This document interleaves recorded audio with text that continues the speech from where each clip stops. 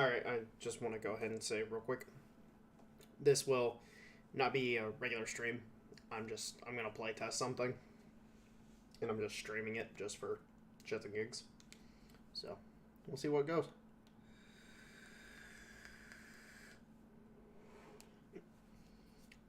Goal of the playtest is kick the crap out of the Americans as fast as possible.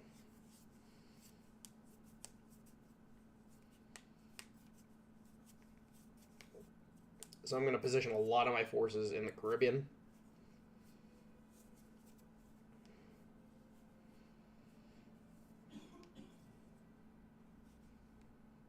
See how it goes.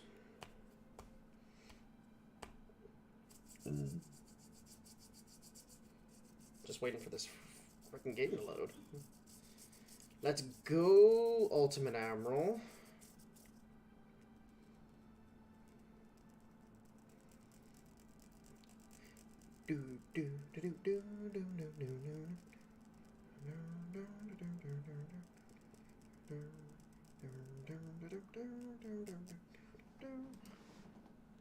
Alright. So. Cruiser only. We can only use heavy cruisers, light cruisers, and battle cruisers. So we do have access to big ships at some point in time, but we have to get there first. We cannot use torpedo boats, we cannot use destroyers, we cannot use battleships, we cannot use submarines. So, let's go. We have one primary design we're going to start out with. Is it 19.5? It's 19.5. We can go to 20. Right, cool.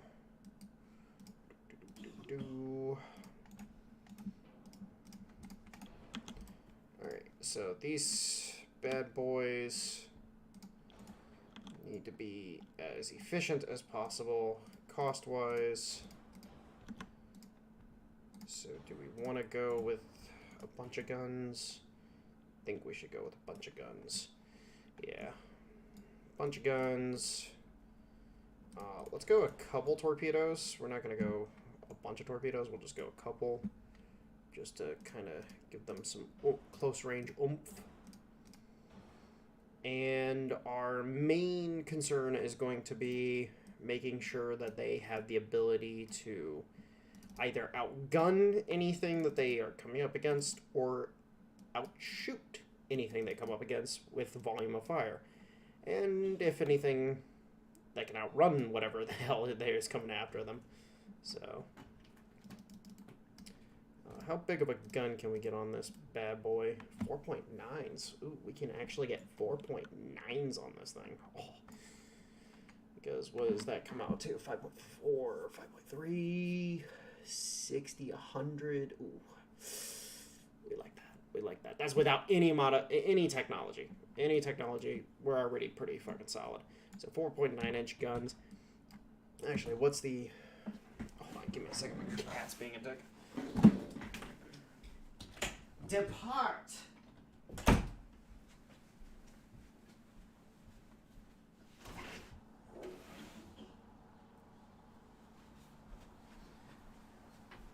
And now I can open my window again because I really just don't like how stuffy it is in this room. 2.5 rounds a minute. Can we... Okay, we kind of want volume of fire. So, going down to 4.5 gets us 3.2 rounds a minute. Go all the way down to 4. What does it get us? 4.0. Alright, so we'll up the size of the guns later. We'll stick to the lower caliber so we can get the higher rate of fire. I think that will be the play. And then you might be wondering, why am I not, putting on more stuff? I just want to save as much money as I can. We'll be working on these. Don't worry. Do not worry. Wait, did that change something? And I not realize it?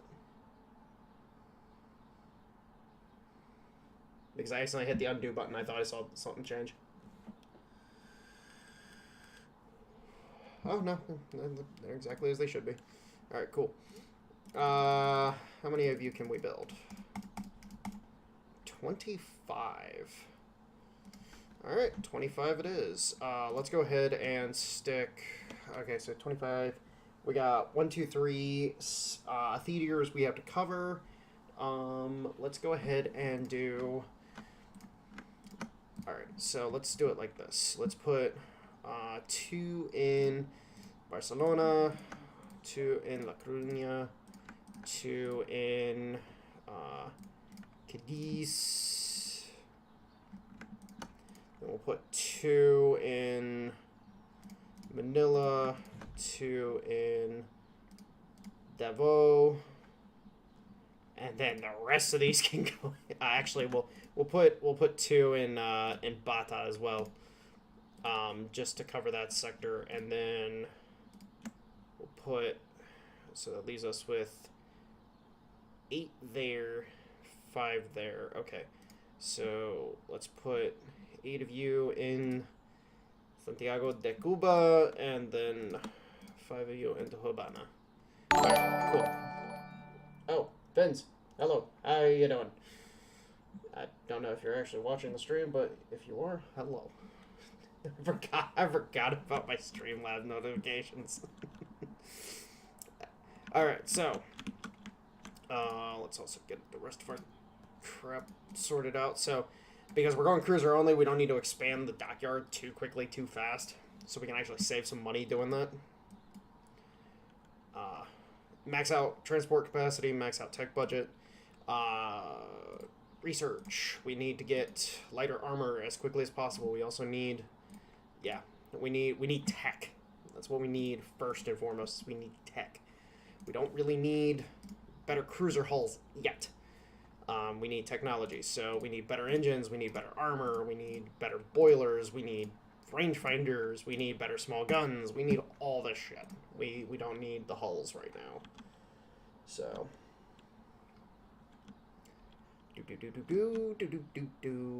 Alright. Let's go ahead and start fleet. Alright. So, still losing money apparently. Well, we did just buy and build one of the more expensive forms of our fleet. So I want to get... Okay, so I'm going to do this. Most people will be like, what are you doing? There's a reason why I'm doing what I'm doing. You get a massive bonus right off the rip. The first big explosions of economic development you get within the first few months by getting your transport fleet up and running as quickly as possible. So you want to do that. So sacrificing some of the tech budget early and then shifting away from transport development, that's perfectly viable. Just get your transports up as quickly as possible and make sure you're in the green. So now that we've gained a little bit of cash, we'll throw a little more money into tech budget, and then we'll gain even more cash and throw more into the tech budget, and everything balances out. We're definitely going to need more cruisers because we need so many cruisers for invasions. So the goal... So America does not have anything outside of the continental U.S. other than Alaska and Panama.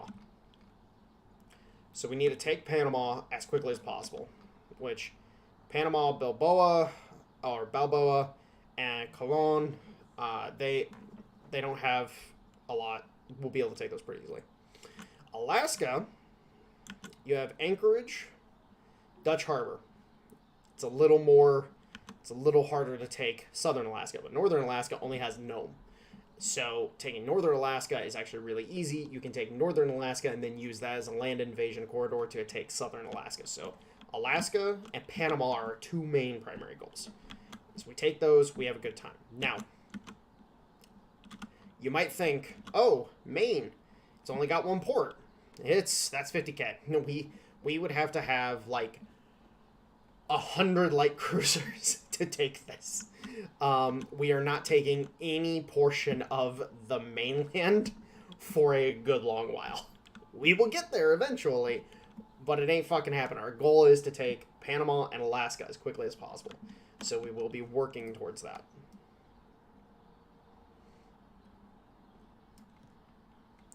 as I would like to tell my girlfriend right now, the Spanish strike back. For those who don't know, my girlfriend is a Latina, so. Hey, Ether, how you doing, man? How you doing? We are just playtesting Cruisers only as the Spanish. We're gonna have some fun with this real quick. This is just a thing I'm gonna be doing for the day, just for funsies. Alright, keep increasing that tech budget. So we got 7 months on nickel steel. We got 7 months on triple expansion.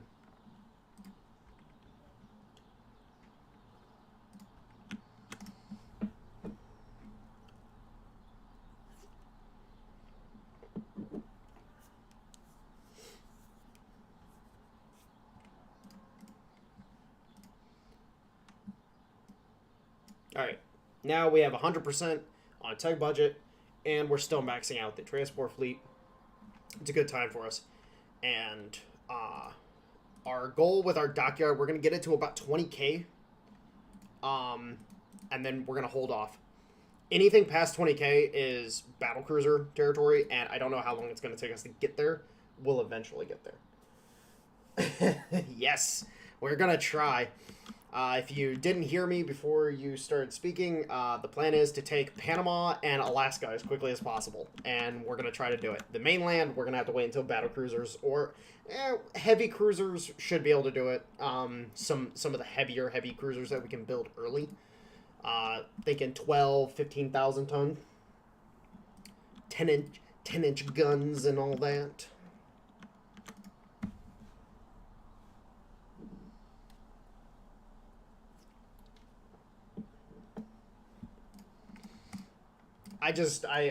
I determined that I needed to slow down on trying to record things and whatnot. So I'm going down to two videos a week for this month, and then I'm going to be ramping back up in March. It's just I've got so much going on this month, and my schedule is so chaotic that I'm just like, no. No. We do not want this.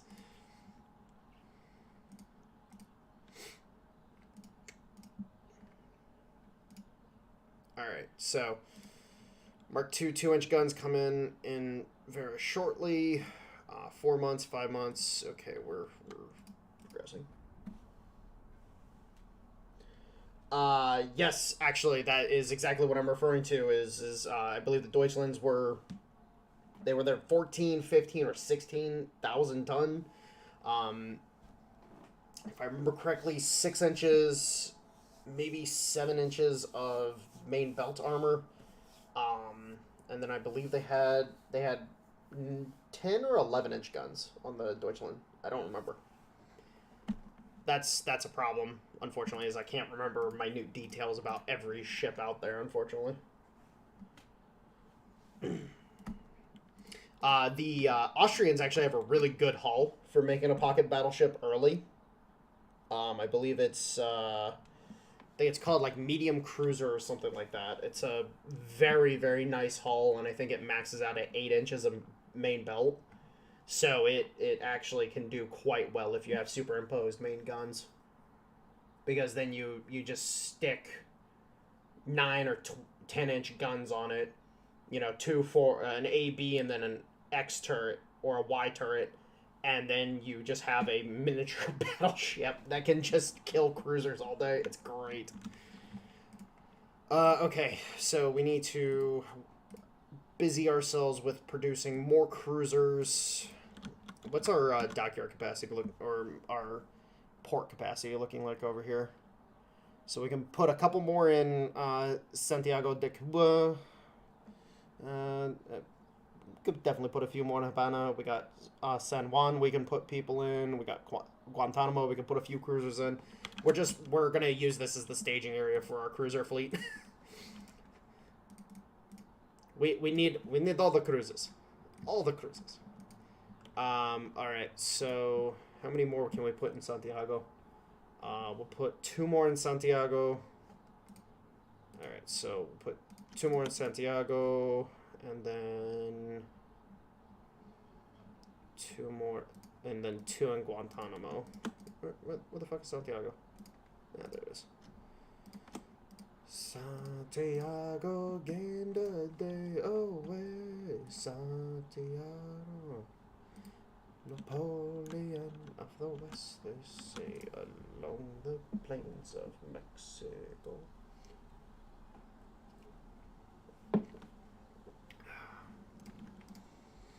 Ah, Nicaragua. Well, how about that? Go say hello to him, boys. It's like, wait, you're giving me permission to come attack you? Awesome. All right, let's turn down tech budget again. Make sure we're not overspending cash. Nelson style cruiser would do maybe like the Tone did. The thing is ridiculous. The Nelson, that's the British battleship that had the 3 forward turrets, correct? It didn't have a rear a Y turret. It had an AB and AB.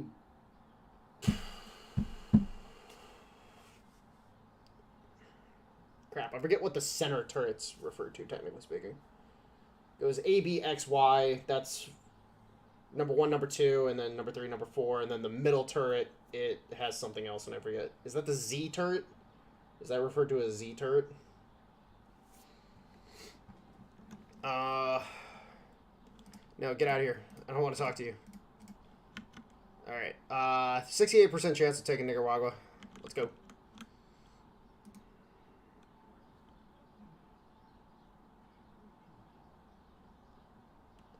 Oh, the Tone. Oh, the Tone had the flight deck. Oh yeah, no, I know what you're talking about. I know what you're talking about. That was the converted Nelson. That thing was trippy. I will give you that. That thing was trippy as hell. It was like, what are we doing with our lives? But yeah, the Nelson. Honestly speaking, the Nelson was actually an ingenious freaking design because if you think about it, logically speaking, you had the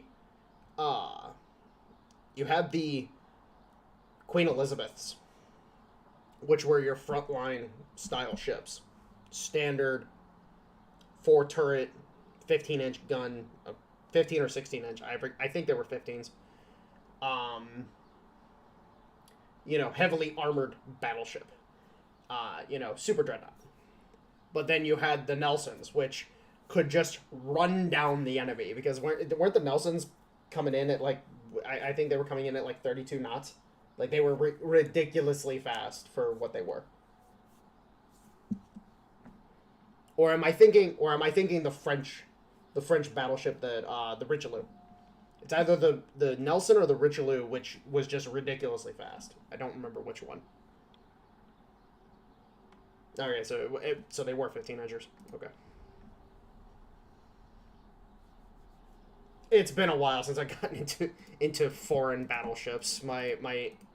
Oh, there we go. We got Nicaragua. Nice. All right. The resurrection of the Empire begins, gentlemen. We'll take all of our old lands back.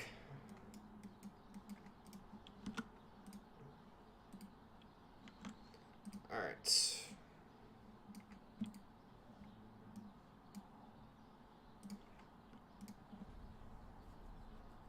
All right, so it's the Richelieu I'm thinking of because it was one of them. I knew that, but the Richelieu, like that thing, like if you wanted to talk about a pursuit battleship, something that could run down shit and still take hits, that was the ship.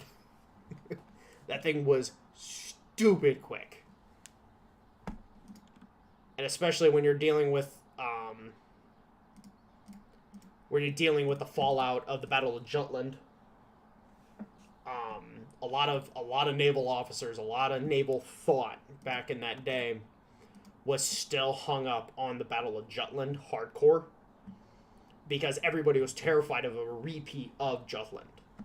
That's why battle cruisers kind of fell out of favor.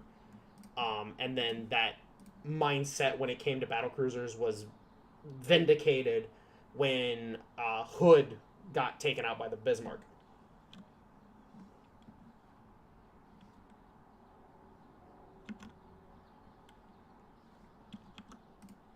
All right. Let's turn these back to limited.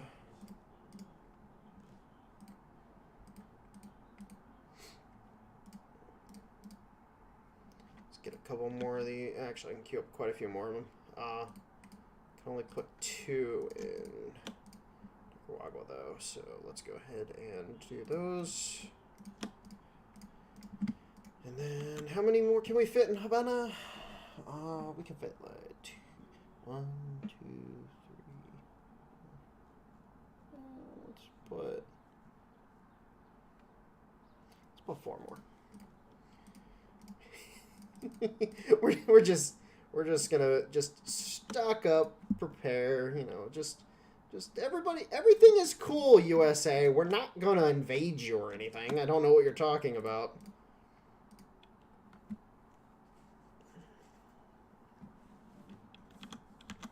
And then of course we got San Juan to put cruisers in as well. We could put 5, 6, something like that. Probably 6, 7. We'll see. We'll see. We do need. See, here's the problem: is that after we take Panama, we have to sail all the way around to Alaska, and that's if we have the force disposition to even do it.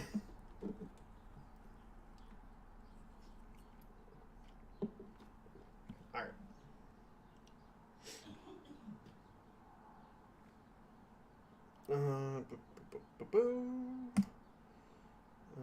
Should not interfere with justice.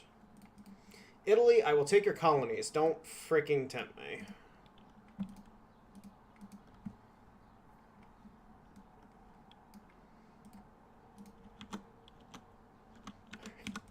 This is gonna be stupid really quick because we're just gonna have like 100 light cruisers and it's gonna be like, what are we doing with our lives? What are we doing? Oh, okay. France might be attacking Morocco. Interesting. If they take Morocco, that actually... See, here's the thing is, if Morocco gets taken, that actually hurts us quite a bit.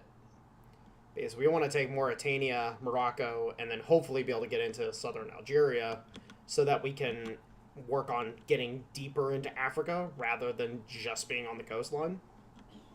Because the deeper into Africa we can, well, of course the Germans are attacking Upper Volta.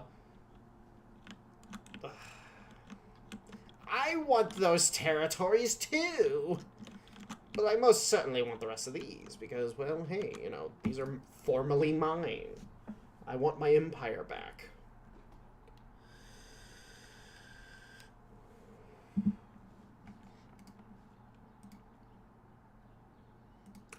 Oh, they're actually strengthening. What in the world? They're actually strengthening relations with us. They must have realized, these guys are putting a lot of boats on our doorstep. What's going on here? Like, wait a minute. Wait a minute. What are you doing there, bud?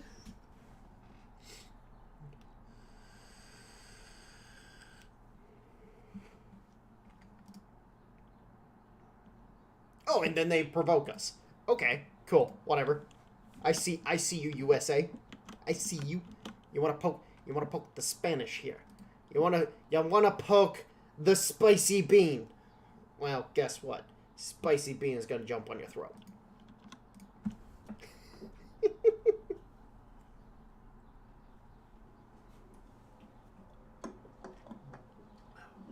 My girlfriend heard me say that, she'd friggin' stab me.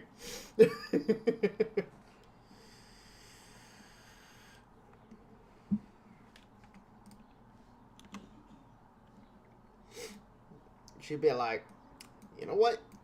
Oh, white boy. Tactical chocolate inbound. Alright, so I think that fills up... Oh, these are actually expanding a little faster than I expected them to. But yeah, let's get a few more queued up for San Juan. We're just gonna absolutely just layer the forces into the Caribbean, and then the Americans are gonna be like, haha, we have you now. And it's like, surprise! No, you don't.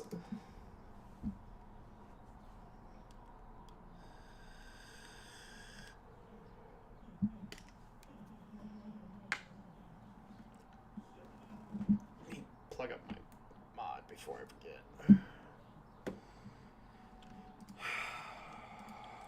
Oh, wait. They lost Kosovo? Oh, no, they didn't. Oh, okay. I thought it said failed. I don't know.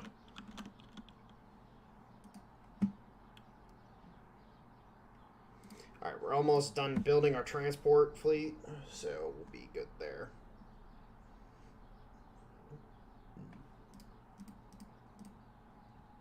Failed to gain control of Morocco. That's great for us. Thank you, thank you, thank you.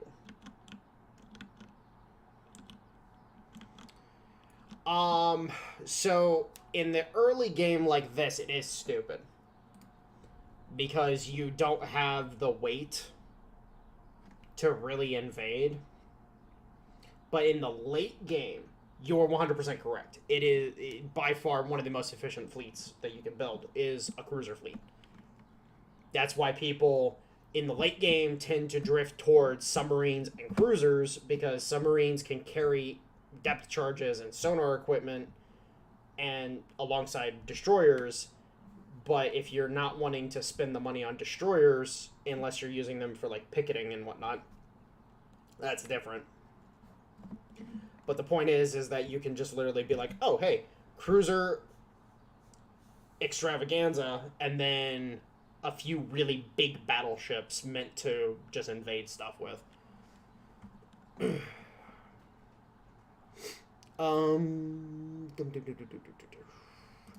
We still have really high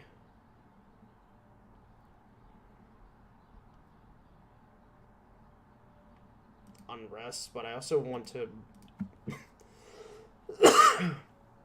bleed off. I don't want to really antagonize the French just yet. I want to fight the Americans. The Amerikanskis.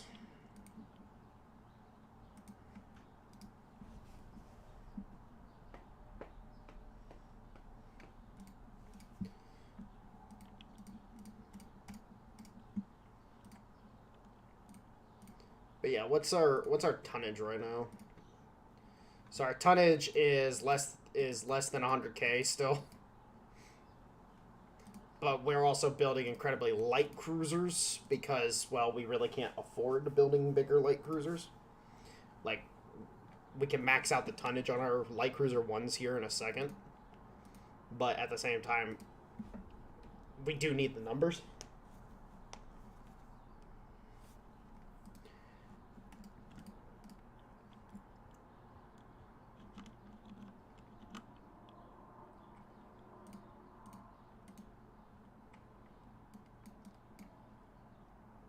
Alright, we'll probably fit at least 2 more cruisers in San Juan.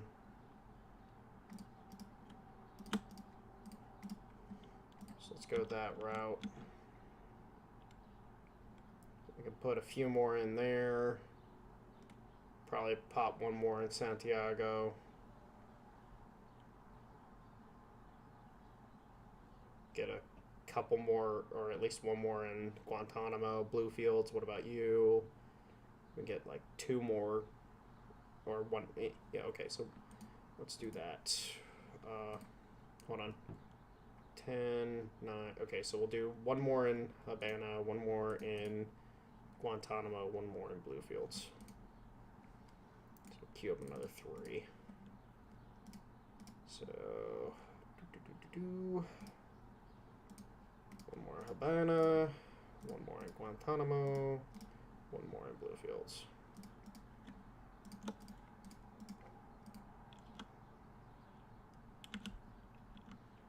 Now we just keep building up.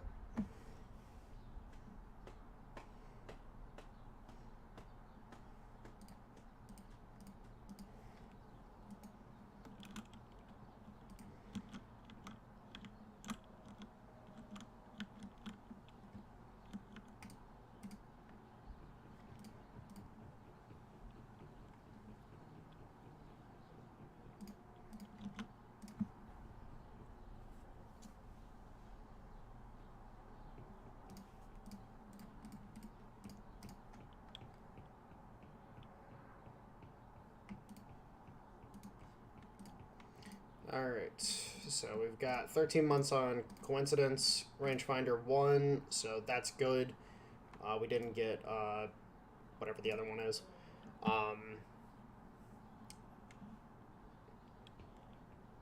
And then boilers we got medium, advanced medium 1. So I think what we'll actually do is we'll leave this off for right now. We'll let this finish a little quicker because we need to play nice with our focuses.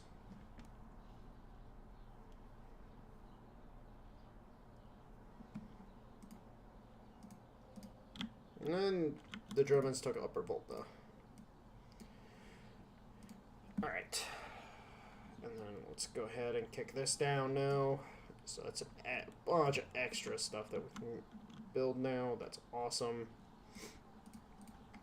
Actually, let's kick up our crew training to 50% because we are going to run low on crew if we are not careful. I actually ran out of crew multiple times playing this game. I didn't have the crew to play testing with Spain. I've actually had instances where I've ran out of crew available because their recruitment is so low.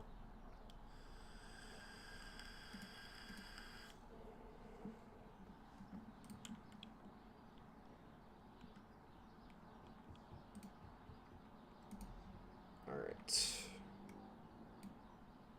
So.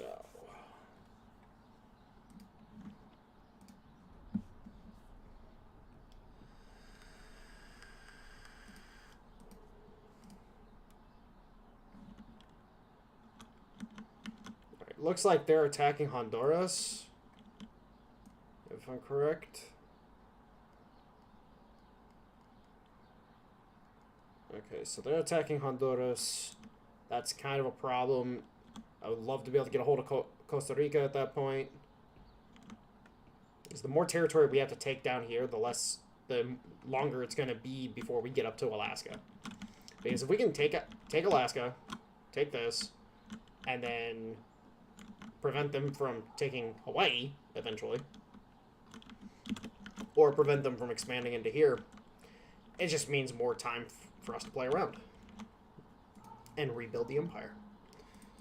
The empire shall rise again. Yes, yes.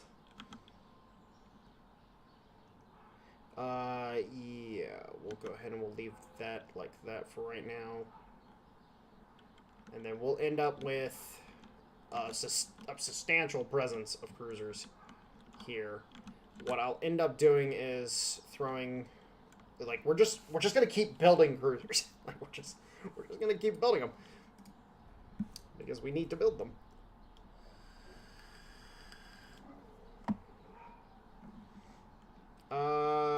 Yeah, no, we're not taking any prestige or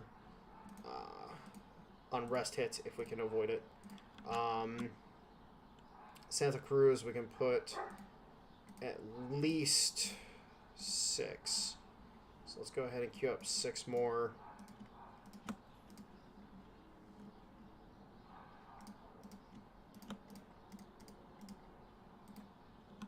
Queue those up. That'll be a good bit for us. Probably put 8 here. Actually, now I'm looking at it, but it is what it is. We'll leave it for now. 6 should be enough.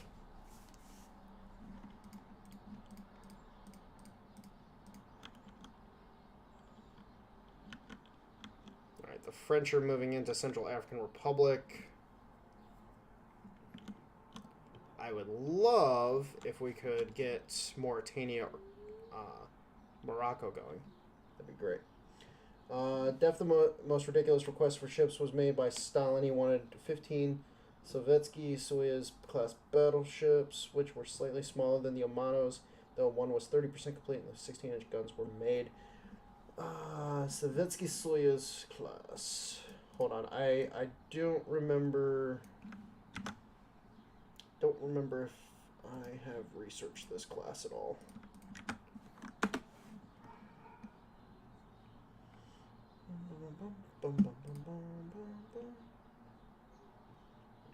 Stalin's republics were a class of battleships begun by the Soviet Union in the late 1930s, but were never brought into service. They were designed in response to the Bismarck-class battleships being built by Germany. Only 4 hulls of the 13 originally planned had been laid down by 1940. When the decision was made to cut the program, only 3 ships to divert resources to an expanded army armament program. Would have rivaled the Yamato and the Montana. 9 16-inch guns compared to 9 18.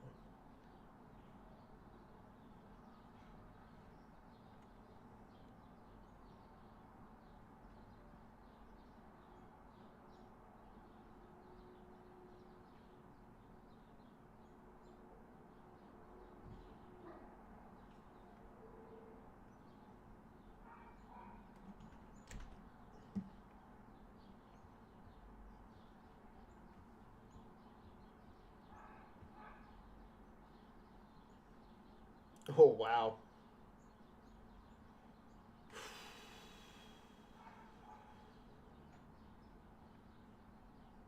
Yeah. Oh, God. 59,000 tons.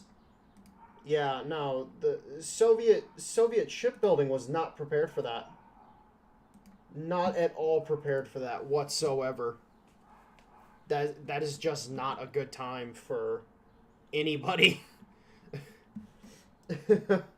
now, it made a comment talking about the weaker firepower. In reality, 16-inch guns by themselves are incredibly powerful. The Yamato, the 18.1s were horrendously plagued by feeding issues. Ambitious, just downright stupid. Ridiculous. Absolutely ridiculous. No, and that's the thing is that Stalin. So a thing that people misunderstand about the Soviet Union. So actually, let's come over here real quick. History lesson for a second. Soviet Union didn't start here, in Russia proper. Soviet Union started here. This is the proper region in which the Soviet Union was born. The Soviet Council, for example, was headquartered out of Kiev. Majority of the members of the Soviet Council came from Azerbaijan and Georgia. There were a few Belarusians, there were a few Poles, there were a few Romanians and Moldovans and whatever the hell. The Soviet Council was of people outside of Russia. Now, of course, there were a lot of Russians involved, of course. But the problem is the Russians were pushed out by the Georgians, the Azerbaijanis, the Ukrainians, the Moldovans, the Romanians, the Belarusians, and so on and so on. They were pushed out of the government over time. So by the time Stalin is doing his thing in the 1930s and 1940s, there are very few Russians in the Soviet government. And the Russians were the ones footing the bill for all this shit. So, the Russians, what a lot of people don't realize is when the Soviet Union fell, it was not because the Soviet Union just collapsed. It didn't just fall apart because it just couldn't sustain its own weight. No, it's called the Russian state, the actual Russian state, Russia proper, said, fuck you, we're not giving you any more money. That's what happened.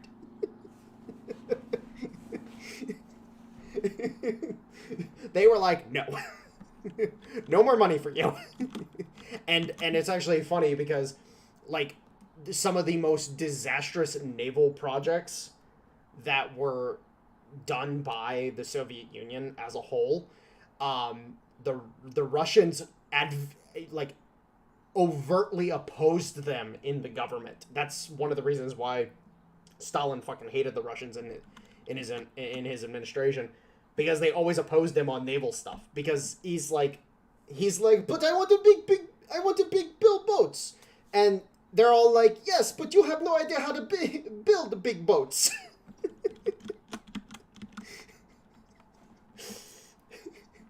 It's like, yeah, these guys sound like they know what they're talking about. Okay, we got 2 months left on those, 7 months left on those. Let's see how many cruisers we get up to at this point. And yes, so 15-inch guns were quote-unquote adequate for only one reason. And it's because of the advancements in propellant that were made by the Brits in the U.S. during that time period. That's the only reason why 15-inch guns were adequate. But then as soon as those propellant advances were made, 16-inch guns became such a good, as you said, a good balance point. You had the weight of shell with the velocity and the accuracy to just absolutely obliterate everything. There's a reason why the Yamato got absolutely fucking ass blasted like it did when it went out against the Iowa classes. It couldn't stand up to them. It just couldn't.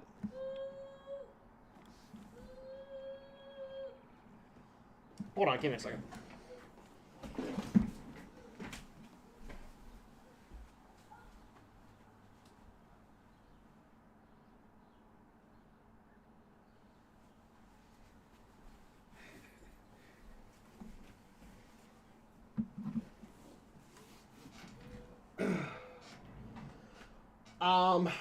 In regards, so the funny part about the Soviet metalworking industry, the reason why they were so plagued by issues was because, there are three primary locations that you get, Soviet shipbuilding out of. You get it out of Kronstadt here in Russia proper, so the St. Petersburg area. You have some mild shipbuilding in Archangelisk and later Murmansk, because Murmansk was technically a better port than Archangelisk. Funny enough, if you don't know this, little history lesson, the British and the Americans and the French invaded Archangelisk back in, I think it was 1917 or 1918. We invaded the city of Archangelisk to reclaim a bunch of guns and other stuff that we had given the Russians prior to the Civil War starting, and we wanted to reclaim it all before the Reds got a hold of it. But then a lot of the shipbuilding is actually located down here in the Novosibirsk area. So you got just a bunch of shipbuilding along this entire coastline here.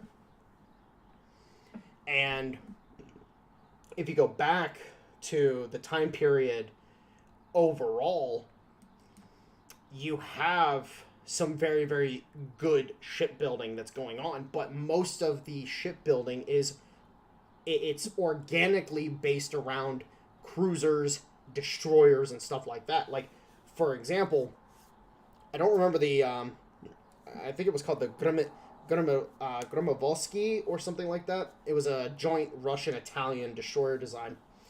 That was the first bad destroyer design that the Russians actually had.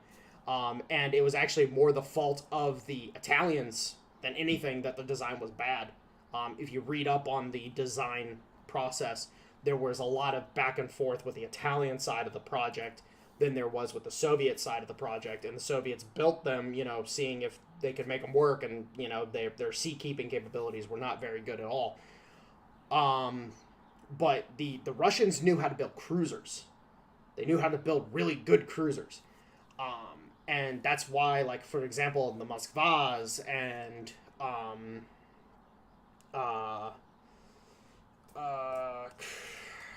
trying to remember the Moskvas, the Kuchazovs, was that there was one that started with a K.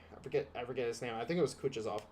There was a few really, really good cruiser designs that the Russians had, and they enjoyed a lot of success with cruisers overall. But anything bigger than cruisers, like even their battleship, their Imperial battleships, the Imperial era battleships were no good, really.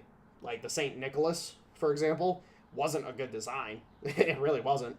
We saw that when they tried to, steam those fuckers over here, and, they ended up losing basically everything. But yeah.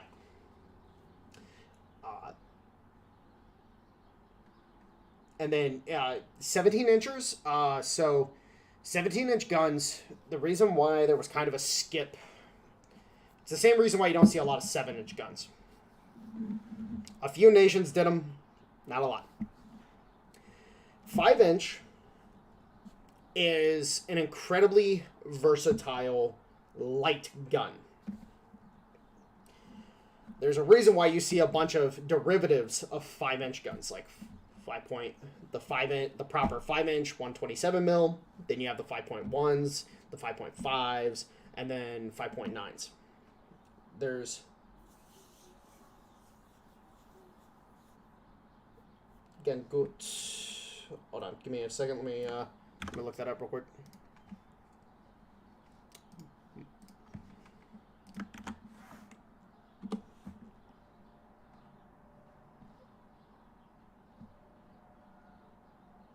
Yeah, okay. So the Sevastopol, if I remember correctly,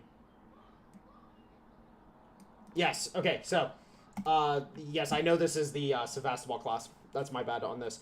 But this was this was not actually a Russian design. This was a British design, technically speaking.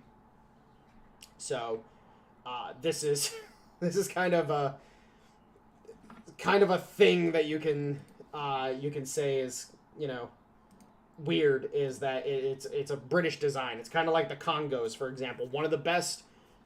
Literally one of the best battle cruisers that the Japanese ever had, yet, and one of the best battle cruisers to ever exist, but yet it wasn't a Japanese design, even though it saw wide use and success with the Japanese. It was a British design. I believe you are correct. Hold on, I don't remember the conversion. 180 millimeter, 2 inches. Yes, actually, that would be 7 inches. And I believe you are correct on that. But the Soviets or the Russians. Let me stop there. The Russians always use what we don't use. You'll notice in history that nobody uses the same caliber stuff. It's to prevent the salvaging of resources to utilize other things. And so, like, if we make an 8-inch gun, the Russians would make a 7-inch gun, or a 9-inch gun. If we used an 11-inch gun, then the Russians would use a 10-inch gun or a 12-inch gun, etc., etc. They would use something different so that there wasn't any interoperability between things. So that's why you will see them, but they're literally the exception rather than the rule, because you look across most of the world, 5-inch was incredibly common. 4 and 5-inch were the two most common calibers or size of gun. 6-inch was incredibly popularized by the Americans specifically. 8-inch became basically the household caliber for heavy cruisers. Of course, you had some exceptions, like some cruisers fitting 10-inch guns and 11-inch guns later on. And then like 12, 14, 15, and 16-inch becoming the standard for battleship guns. 12-inch being basically the standard for the Dreadnought era, 14 being the standard for battle cruisers, and then, of course, carrying on into the earlier modern battleships or super dreadnoughts. 15-inch becoming the modern battleship gun caliber, then to be superseded by 16-inch. So you did have these different eras of different calibers. Doesn't mean that there wasn't some other weird calibers like 7-inch and 13-inch. Like, you don't see a lot of 13-inch guns either. It's just there were certain calibers that superseded them, and it really depended on whoever was leading the way when it came to the development of ships. Like, for example, the Brits led the way when it came to the development of cruisers and dreadnoughts. So whatever caliber guns they were using, those were the caliber guns they were selling to other nations. So, like, for example, the Brits used 4.7-inch guns for freaking ever, and they used it on their cruisers, their destroyers. They used it as their secondary battery on most of their dreadnoughts, etc., etc. So 4.7-inch guns were very, very common. But then the Americans come in, they slide into the DMs, and they're like, hey, we got 5-inch guns. And so on and so forth. Yes, they attempted to develop a 20-inch gun. It was later found that there was not a capability of mounting such a large weapon on a ship at the time, because you would literally get 2 turrets. The turret required to house the gun to actually accurately and precisely aim the weapon was so large that you would have 2 guns, an A and X turret, or an A and Y turret, or Z turret, whatever. It goes A, B, X, Y, right? I'm correct on that, right? So you'd have an A turret and a Y turret, and that's it. Like, the things were massive. At least per the documentation that I've seen. And you would literally have the ship would not be seaworthy because of how the ship would have to be designed. It wouldn't have good sea-keeping capabilities because they have to be able to withstand the recoil of the gun. And so the ships would just have shit sea-keeping because they would have to... The beam of the ship would have to be so wide that they wouldn't be able to actually do anything. And I really should actually hit the next button so we can progress. Oh yeah, no. 18... You could not be on the deck of the Yamato. That's why the most of the AA guns and everything, and all the secondaries, that's why they were turret-based casements, was to protect the people in them from getting absolutely obliterated by the concussion. The 18.1s were no joke. And when they fired, it was ridiculous. Like, you did not want to get hit by that. Okay, they took Honduras. That's kind of a problem. I'd love to take some more territory. If we can take Haiti, Dominican Republic, Costa Rica. If we can start taking some of these islands, that'd be great.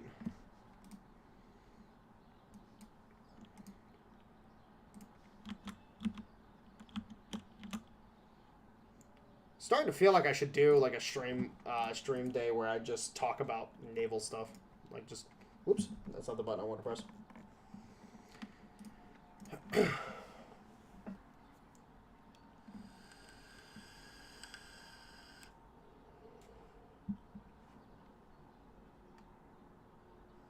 Oh yeah, the Magamis, they were incredibly unstable.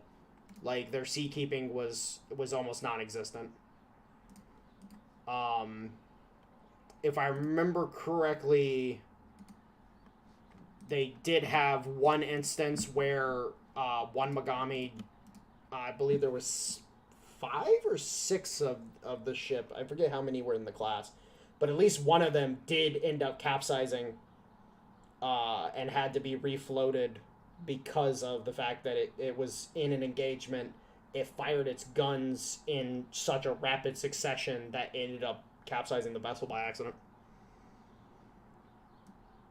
It was either the Magami or another ship, I forget, but I'm pretty sure it was the Magami. But yeah, very unstable.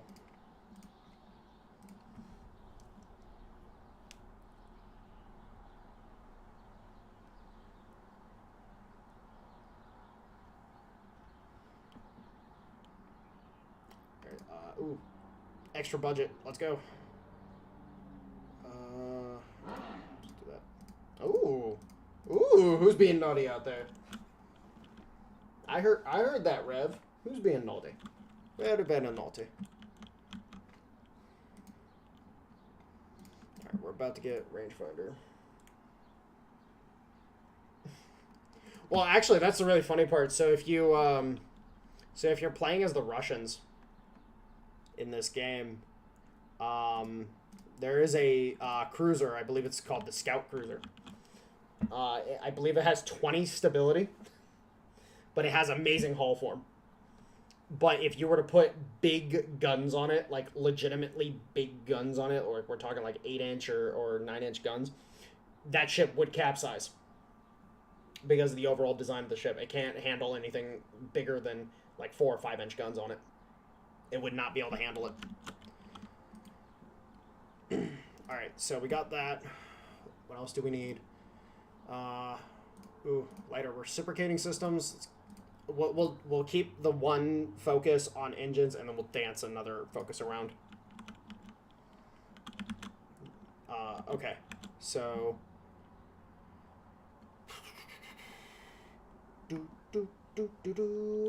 right. I think I've got basically as many forces as I can fit over here right now, so that's fine. We'll just keep filling in. Like we'll fill in this area, like Bata. We can put 2 more in. You know.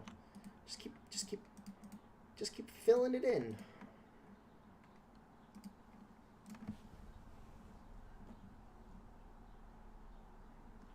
Well, and that's the thing is that I'm gonna move my microphone because I keep looking over at my monitor. My microphone's on the other side of my desk.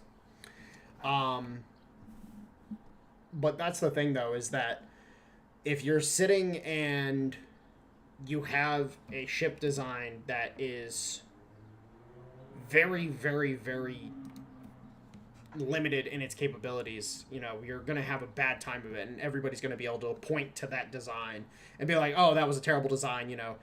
It's the same thing with, like, for example, let's go a little modern.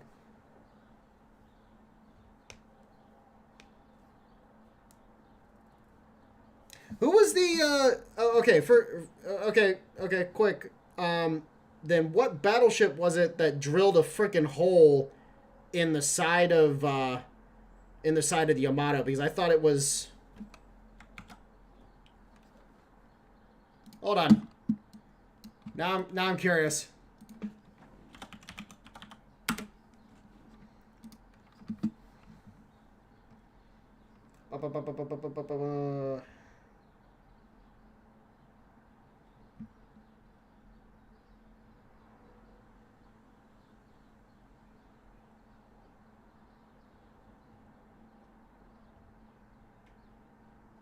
Okay, I could have swore that the Yamato got absolutely pegged by a 16-inch shell. Or was that after they destroyed her and they decided to friggin' smack her with some 16-inch guns later?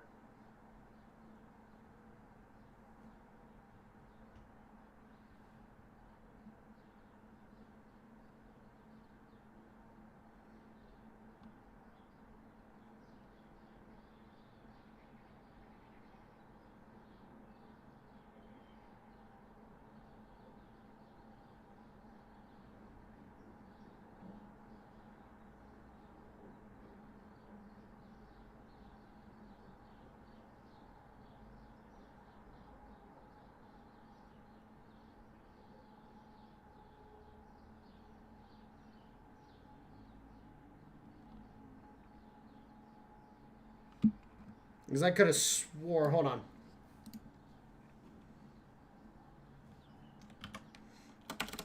Google!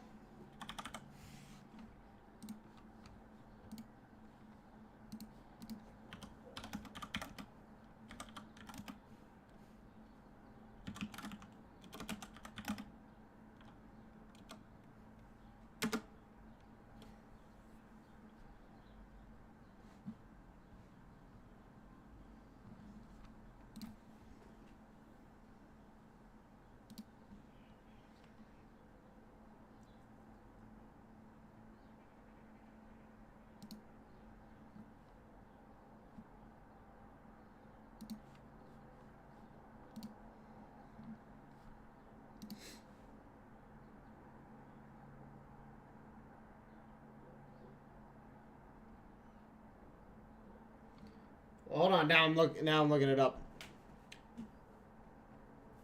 And I do that. I do that where I do mix up the fact that, oh yeah, the North Carolina class was a thing.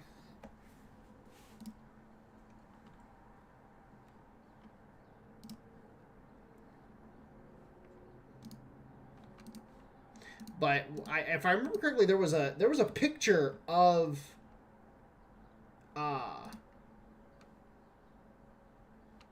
there was a picture of a 16-inch shell that had impacted. It might not. It might have been misattributed to the Yamato, but there was like a piece of hull. I don't remember if this is it.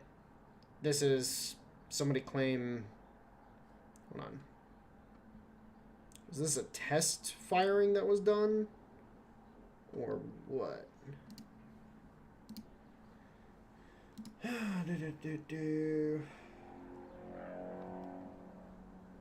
Okay, real quick.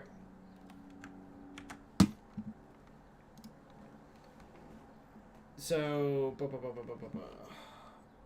oh, great. I gotta actually pull up my YouTube real quick. Well, this definitely looks like turret armor to me. So, hold on. Give me a second. I gotta pull up my YouTube studio so I can actually post this in chat because I don't have my Streamlabs signed in.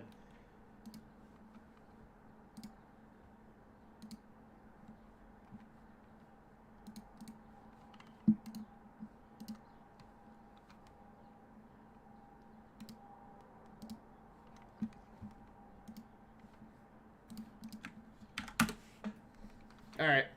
So that's what I remember seeing, and it says it attributes that to the Iowa, so or an Iowa class.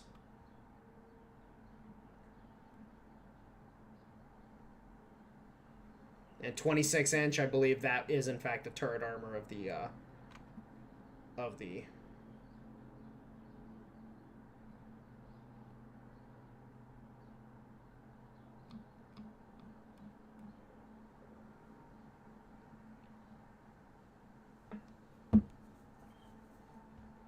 So they're attributing it to an Iowa class.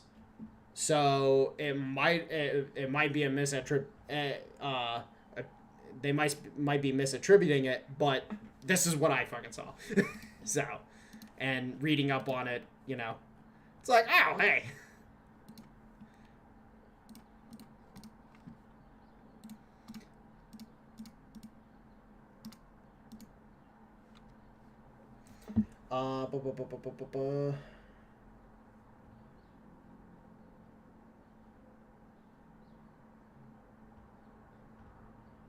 And then Ether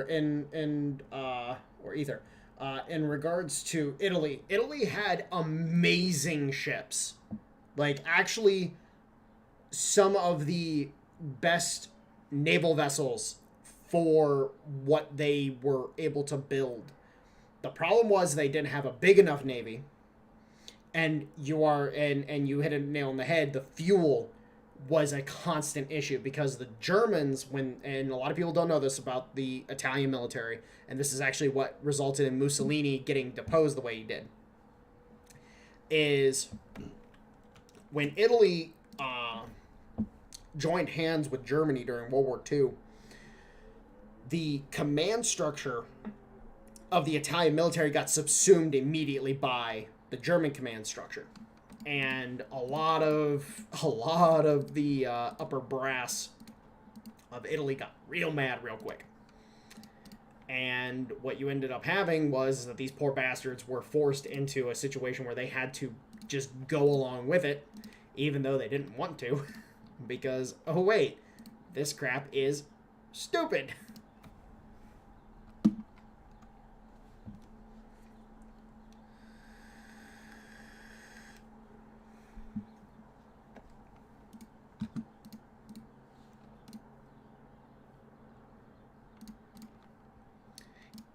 And yeah, no, they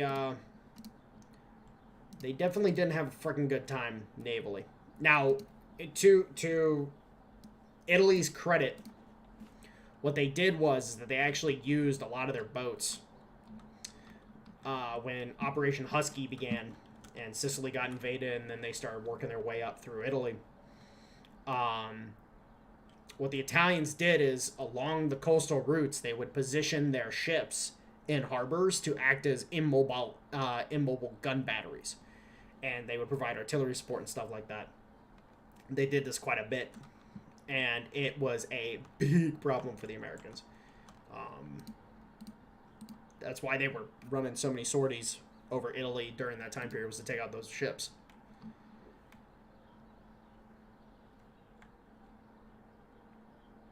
Oh yeah, yeah, yeah. Italy's. I like the Italian aesthetic, so I'm a little.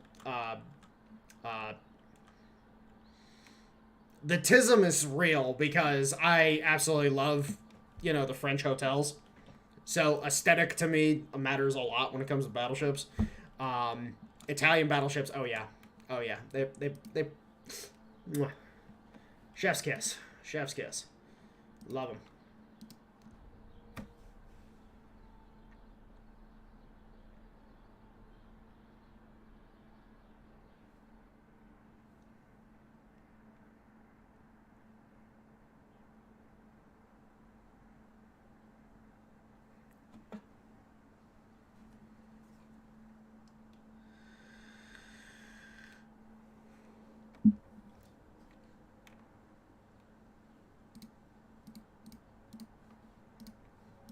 All right.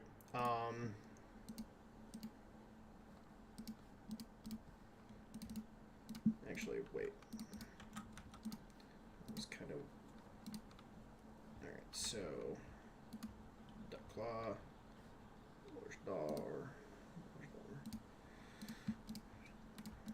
let's throw a couple in there.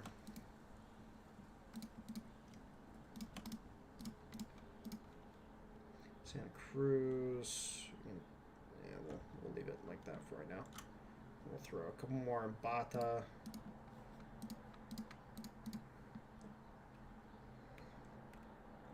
The game is Ultimate Admiral Dreadnoughts. Actually, let me make sure. Why is it listed as Europa Universalis? What?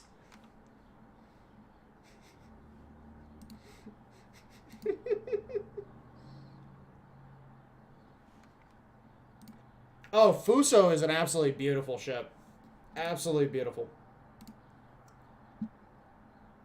Why is this listed as Europa Universalis? Hold on, guys. I gotta figure this out real quick. What the hell? This is funny. Gaming.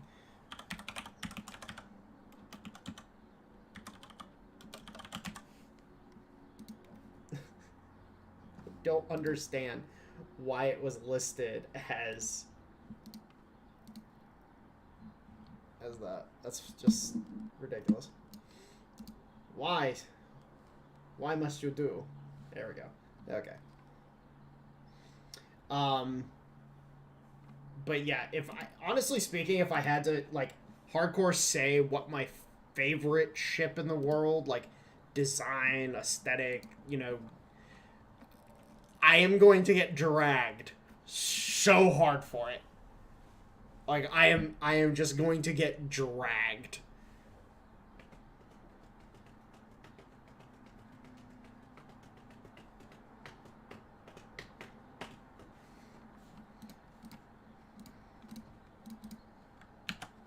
Because, let me just do this for you guys.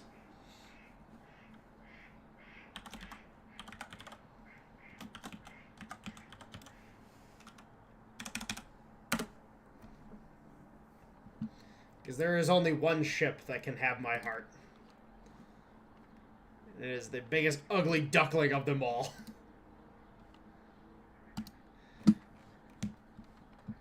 Let me do this real quick.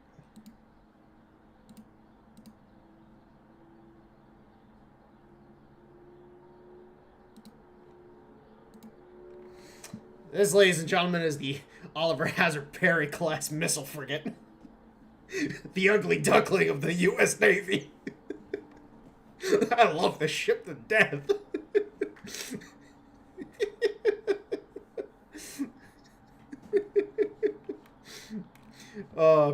Probably actually legitimately one of my most favorite ships in the world. Like, funny enough, like you're more than welcome to drag my ass. So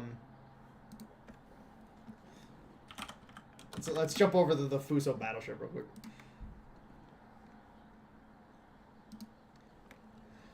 Oh, the pagoda! Oh, the pagoda!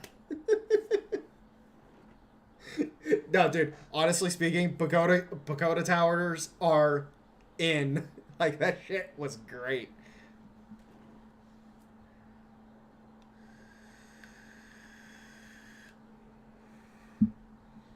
Oh, you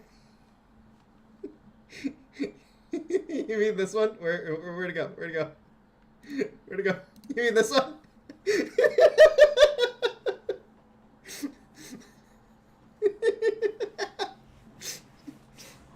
No, what you're thinking, Ether, what you're thinking of is the Fuso class battleship. It's got just the ridiculous pagoda towers. Most Japanese battleships of this era had these ridiculous pagoda towers. Just absolutely ridiculous. Actually, let's pull up the Congo.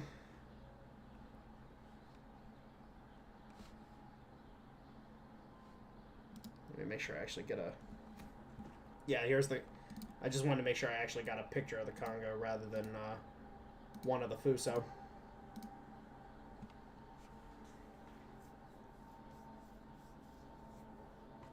I feel like this is the Fuso.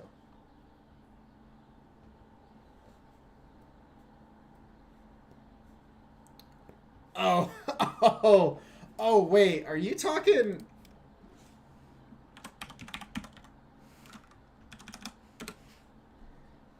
You talking about the Ticonderoga?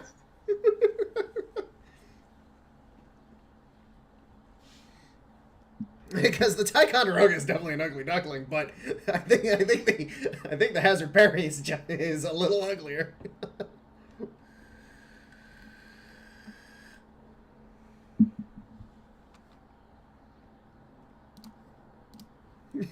Yeah, I definitely think the Hazard Perry is a little on the uglier side. Okay, so we got those queued up. Make sure to queue these into Bata. I'm enjoying this kind of stream setup. I'm liking it. Something island or, huh? Oh, okay. Hold on. Give me a second. U.S. missile or U.S. naval ships.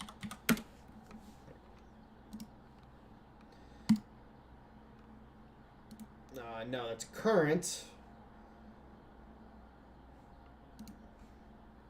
Yes. Do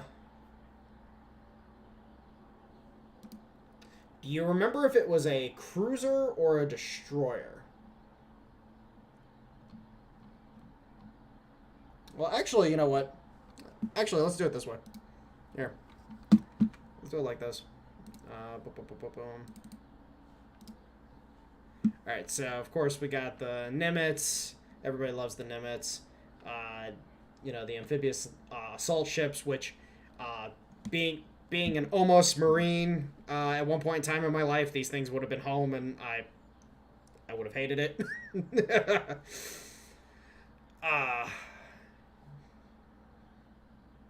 So cruiser-wise, of course, we got the Ticonderoga.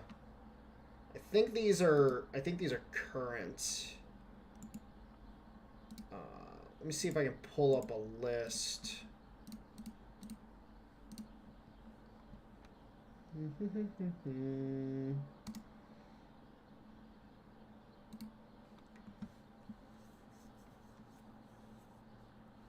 Ooh, the Baltimores.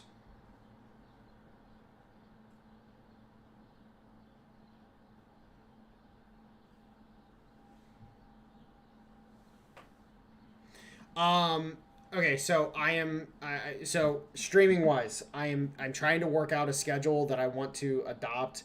Today is kind of a good day for me. Um, I don't know what a streaming schedule might look like, but if I'm going to stream, it's probably going to be on the days that I upload. So right now, I'm only uploading Tuesday and Thursdays. And that's just for this month. I need to take a step back and I need to get some stuff done on my end. So if I do end up streaming, it'll be Tuesdays and Thursdays for the most part. Sundays are range days now. So me and the guys, we've gotten everything figured out. I will be uploading range content, but I'll be making a second channel for that because YouTube's fucky. I don't want them hitting this channel with anything. So we'll be doing range content on a separate channel.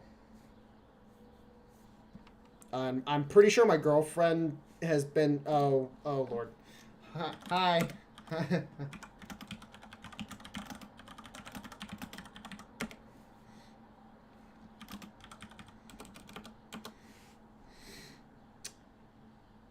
She never responded to me.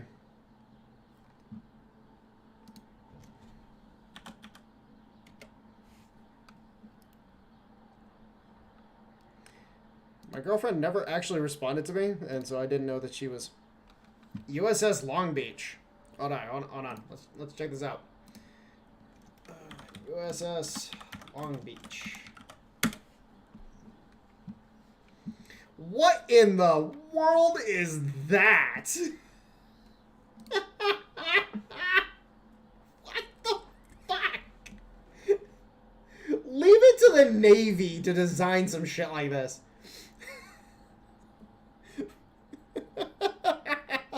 What the fuck is that?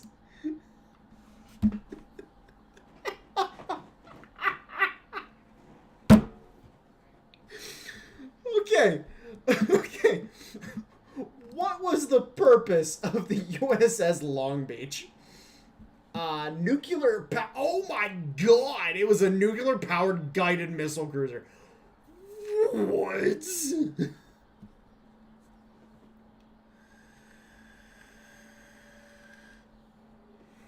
What? This was nuclear powered? What the shit?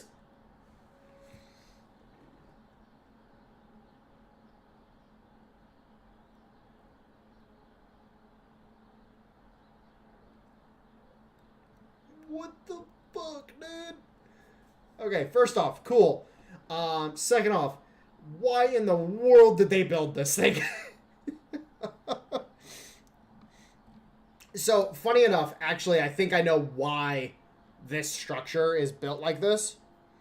Because this was built back in the 50s. So you're talking US Navy meets Fuso. This is like, okay, so we look at this concept drawing. They did not think about Kirov. Hold on. Actually, funny enough, I think the Kirov class was one of my favorites.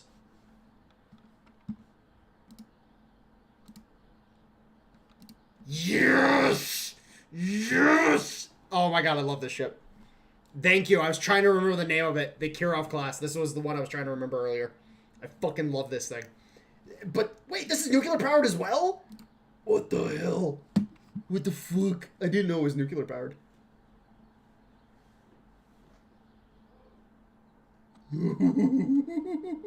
I did not know this was nuclear powered. I've seen pictures and stuff like that. How many of them did they build? Oh, they actually have them still active? What? That can't be right. There's no way they still have these things active. But I remember seeing, I forget what movie it was, but there was a Russian movie that this ship was involved in, or a Soviet movie, technically speaking. And it was just so cool to me. Like, it just looked awesome, and I'm like, nah, I like that ship. And then of course the Moskva, which we'll just pull up the Moskva for.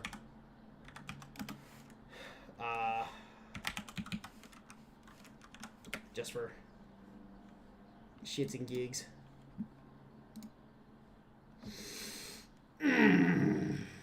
So good.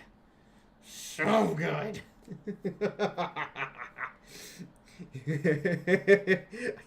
It's just gonna come straight at you and then oh yeah, I love the Moskva. It looks so derpy with the missile banks on the front like it has, but at the same time it looks so freaking good. So we play with this. We play with this. I'd love to see this in a video game, like a proper video game. Actually, you know what? Isn't the Moskva in Wargame Red Dragon? Now that I think about it, it might actually be in Wargame Red Dragon. I'm not sure.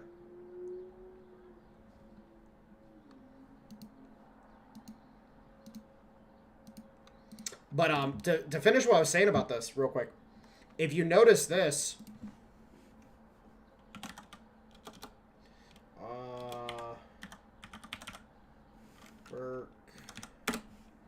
you look at that concept right there, and then compare it to our modern naval designs.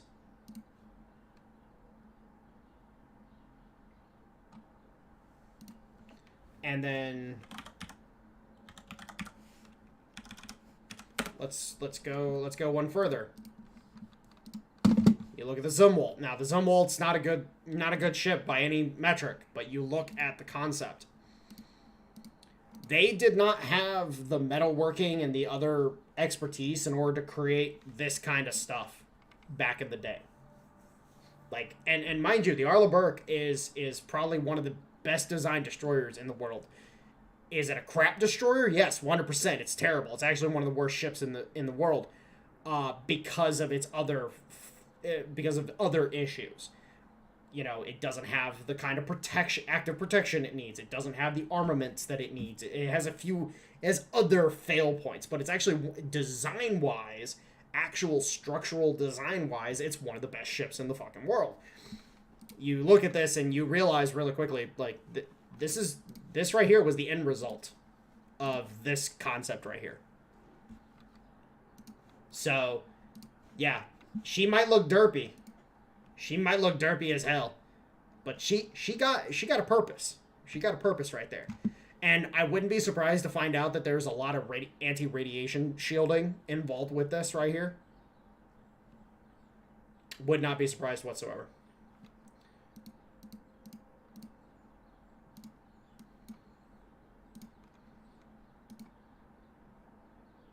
How delayed is this stream? Oh, okay. Never mind. I was like, what is going on? Let me switch this back over to the gaming scene just so I have that. Alright. Let's keep going on this. Let's keep doing this. So, alright, so we got that sorted. Let's start dropping some more ships over in the Philippines. I'm just gonna put. Yeah, I'm just gonna queue up 8 more for Manila, and then we'll put 8 more in Davao or Davao, whatever, however the fuck you say it.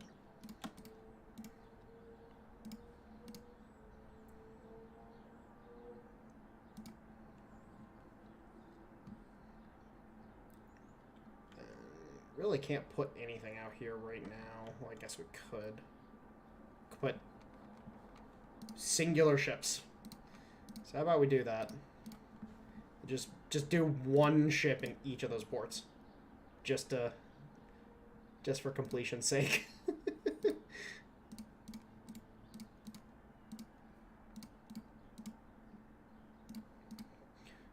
We take care of our holdings.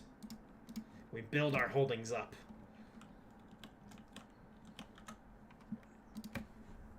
Honestly speaking, though, one of the things about naval design in general, and I think this is actually one of the most hilarious things that a lot of people don't realize, is there's so much of an attempt to do I really care? I really don't. There's so much of an attempt to be bleeding edge at all times that a lot of countries end up forgetting key problems with older designs that they figured out and learned from the mistakes. Like, for example, the British. The British were the leaders in finding problems with designs. I forget the name of the ship, but activities down in this region right here, a British destroyer had to get pulled off the line because of mechanical failures. Another same class destroyer is moving to replace it, right? Well, the problem is that there's reports that the destroyer that was supposed to replace it was just in dock for said mechanical failures. The Brits are notorious for this. They find issues, and then they don't want to try to fix them because they've already spent all the money on building the ships. The Americans tend to look at those mistakes, learn from them, and then proceed to build better ships. This is why, for example, the Arleigh Burke, even with its failings... yes, the leaders in finding problems. That's the Brits. But that's why the Arleigh Burke, for example, is as good of a ship as it is because we don't make the same mistakes. Now, the weapons complement, the overall weapons disposition, and a few other things of the Arleigh Burke make it a crap destroyer. It's not good. In a actual naval gunfight, the Arleigh Burke loses every time. There's a reason why war games that involve surface or land-based installations, the Arleigh Burke tends to come out in the bottom. The Arleigh Burke is a definitive power bottom. Let's just say that.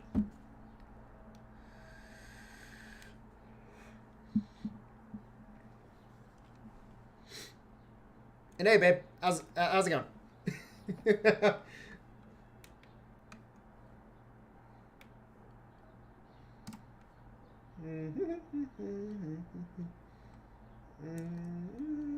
Yeah, we'll do that.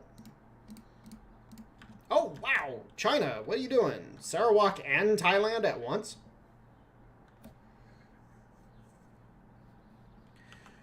Oh, the LC.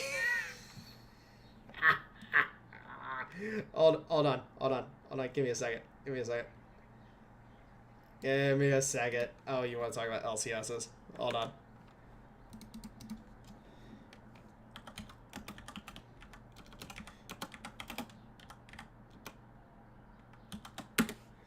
All right. Let's talk about. Hold on. All right. So we're going to talk about this in a legitimate and have a legit fucking conversation about it. All right. So this is the Freedom class and the Independence class. These things are absolutely garbage. They are terrible. For anybody who's curious, these things are fucking garbage.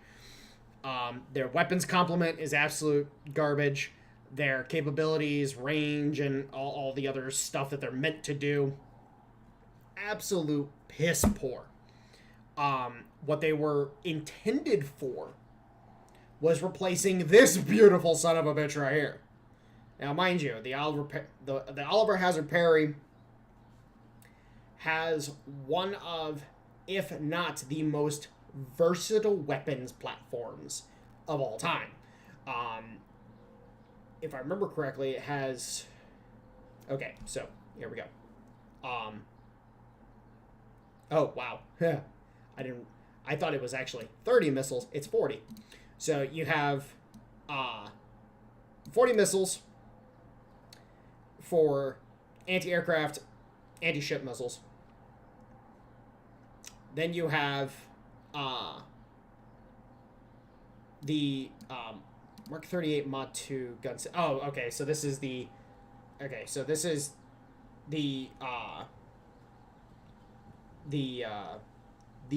point defense, basically. This is the point defense. This is the new point defense because, whatever. Then you have the the actual torpedo armament, which, you know, deck torpedoes, great things. And then, of course, then you have the actual fuck you, you know, naval gun, which this thing, I do prefer the 5-inch guns, but this thing, it was crazy. This thing was probably one of the best naval guns that was designed ever. And then, of course, the other missiles, and just in general, very good complement of weapons. Could cover different scenarios quite well. Then you come over to the goddamn frickin'...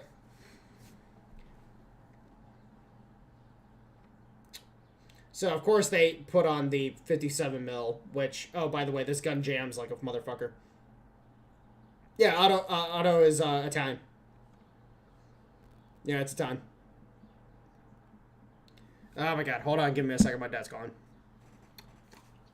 Hey, what's up? Currently streaming, what's up? No, it's fine. What's up? Very limited. Why?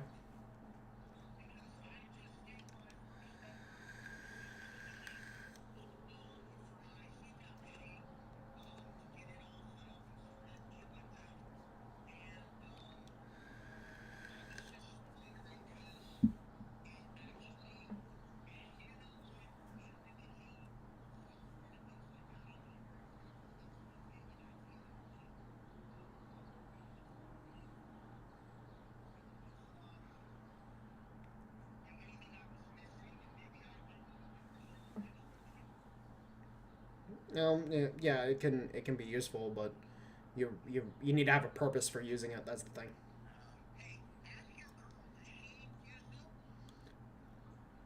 I'll have her text you. Okay. I'm busy. I'm on stream. I was actually in the middle of talking about warships and shit with the stream. So.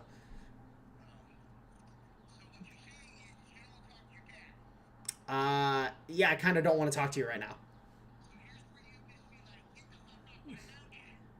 All right. Love you too. Bye. All right. Sorry about that, guys. Babe, text my dad. I gave you his number, damn it. He wants to talk to you about something.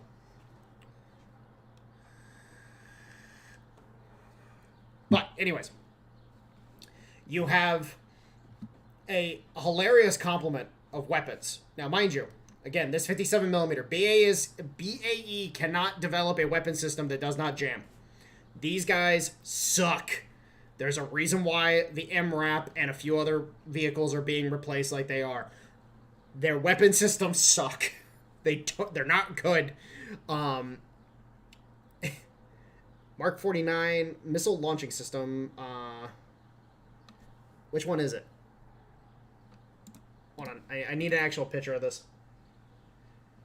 Mark 49. Is this the... Okay, yeah, okay. So this is the... So it's the... This is the actual module one. This one is actually pretty freaking good. These are actually pretty solid. So I'll give the Freedom that. Good missile launcher. So then 450 cals. Let's see. Can you see the deck plates from here? Because generally speaking, the 50 cals are going to be located back here. There's going to be 2 deck plates on one on each side, and then there's going to be 2 up here with 1 on each side that the 50 cals mount to. I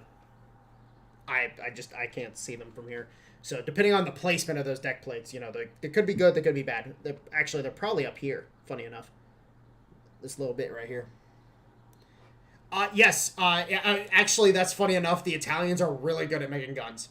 There's a reason why Beretta and Benelli are a thing. They're actually really good at making guns. Funny enough. And then So, 2 30 mil mark. Wait, what? Part of the SUW module. Okay, what the hell is the SUW module? So hold on. This is where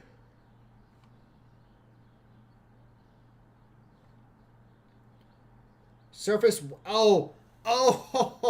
Okay, so they don't even actually carry these things on a normal basis.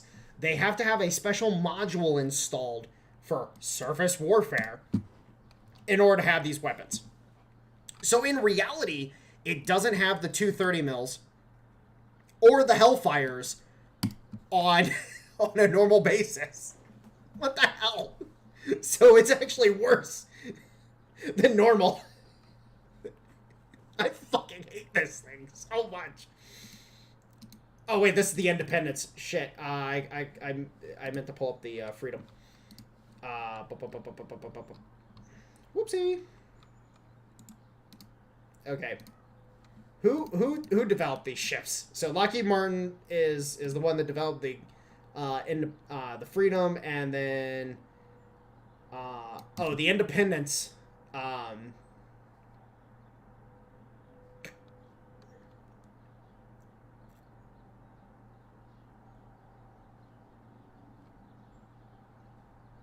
High-speed 40-knot cruise ship. That whole design involved into the high-speed.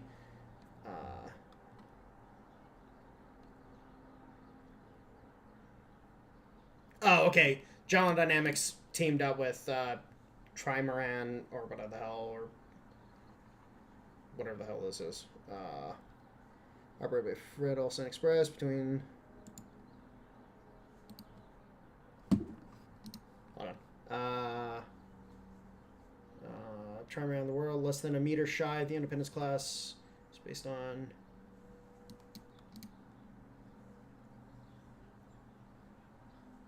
Austal. Austal Limited. Oh, okay. It's an Australian company. Okay, there we go. I was like, who developed this? What was the company? Yes, it's basically a gunboat. Like it really, like, both of these, like, if they don't have the surface warfare module installed, they're basically gunboats. Like that's literally all they are. And again, the fact that they use a BAE system as their main gun just tells me that they shouldn't. Now I do like this, the Lockheed Martin high energy laser. I love the whole directional weapon or directional energy weapon bullshit. It's like, why? Don't do this. Don't do this to yourself. Of course, you've got a fantastic ship design, that they could have continued on. Mind you, the Oliver Hazard Perry needed replacing. It was an old, antiquated design. But that's because you're not supposed to design ships that last forever. They last a certain amount of time.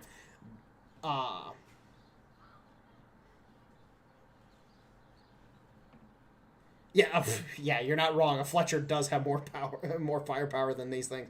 Now, in the defense of them, if they have the surface warfare modules installed, they're actually pretty dangerous because they actually have the weapons to reach out and touch you.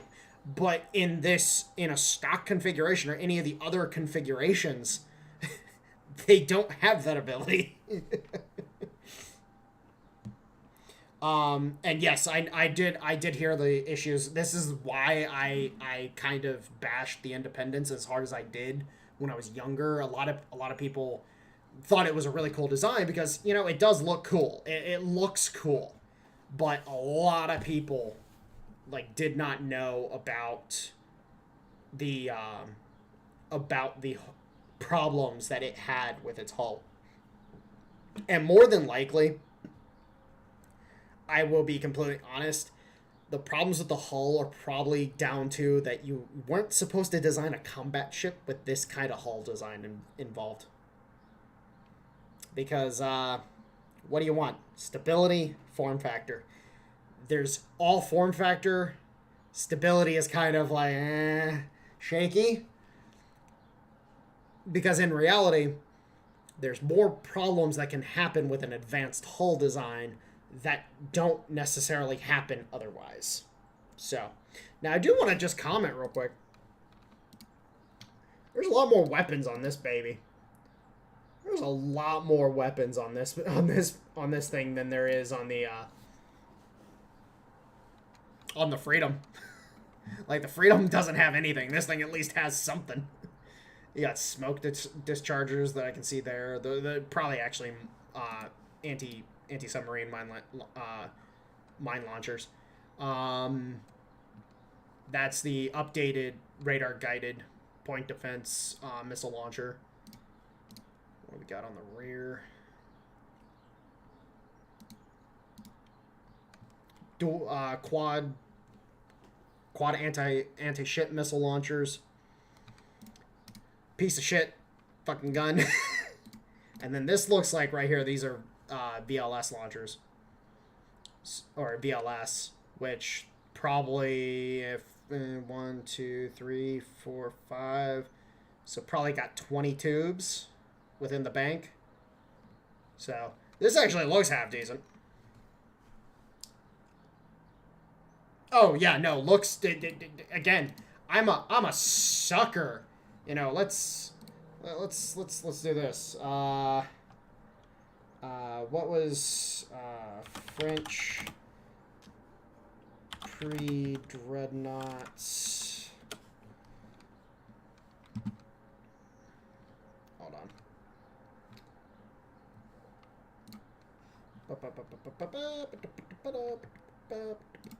Here we go. Charles Martel. Okay. Charles Martel. It's an aesthetic. But this ship did not perform well whatsoever. It did not have any seakeeping whatsoever. It was not a good one at all. I couldn't remember the name of the ship, so that's why I had to look it up the way I did. But this ship was not good. When hotels go to war. Yes. This thing was not a good ship. It wasn't a good design by any metric whatsoever. It took the French years to catch up. And it was just a case of, you know, this ship just didn't have a lot of the capabilities that other ships at the time period had. Like, you look at, like, for example, probably one of the best designs from this era specifically was the St. Louis class armored cruisers or protected cruisers. Hold on, let me.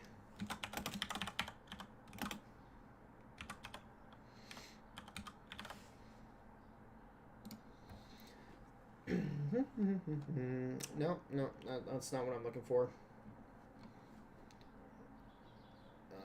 Okay, so we're looking for. Look at this bad boy right here. There we go. Oh, okay, so they ever classified as a armored cruiser. Okay, so this is technically from. This is technically from World of Warships, but we'll use it. You know, you have a relatively solid seakeeping design. It's not fast. It's not glamorous, but you got good broadsiding capabilities. You have solid seakeeping. You know, this right here comes out of an era of good ideas. Oh yeah, no, the French love to be quirky. What do you mean? Look at Vespa.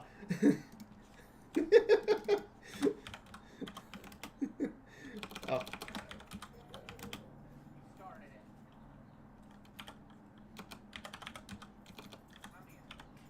Or it wasn't Vespa. French bazooka scooter. Let's do this. Oh, it was Vespa. Okay, so it was the Vespa. But yeah, no. This is what the French are doing. This is what the French are doing right there.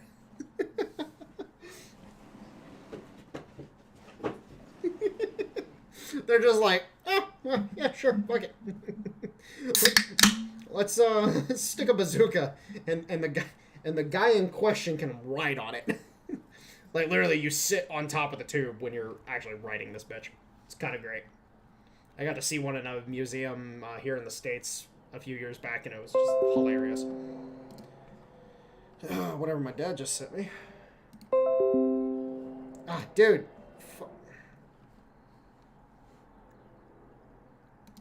Okay, hold on. I don't know what the hell he's sending me, but I need him to fuck off.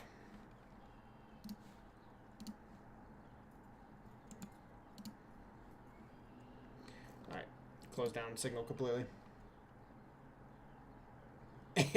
Oh, yeah. Yeah, hold on. Let's progress the game a little bit real quick. Show off the AMXs.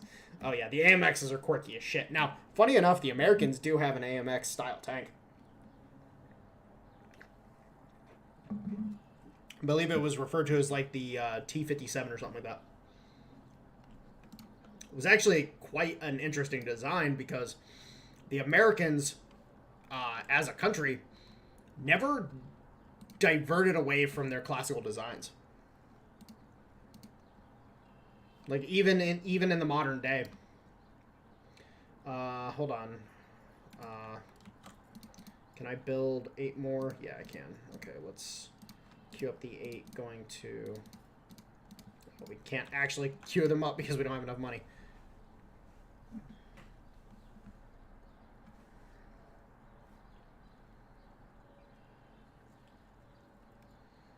Oh yeah, they oscillating turrets were a huge thing for the French. But they were also the only fucking nation other than the US that utilized them. Because here's the thing, and this is what I'll point out. Oh yeah, we can't build any more ships right now. Okay. Let's do this. Hold on. Amex.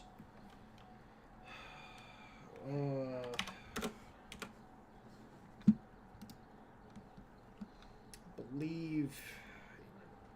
Yes. Okay.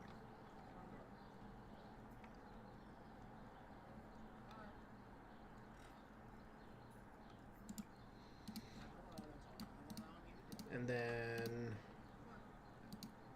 let's pull up American tank with, how do you spell oscillating again? Oscillating turret.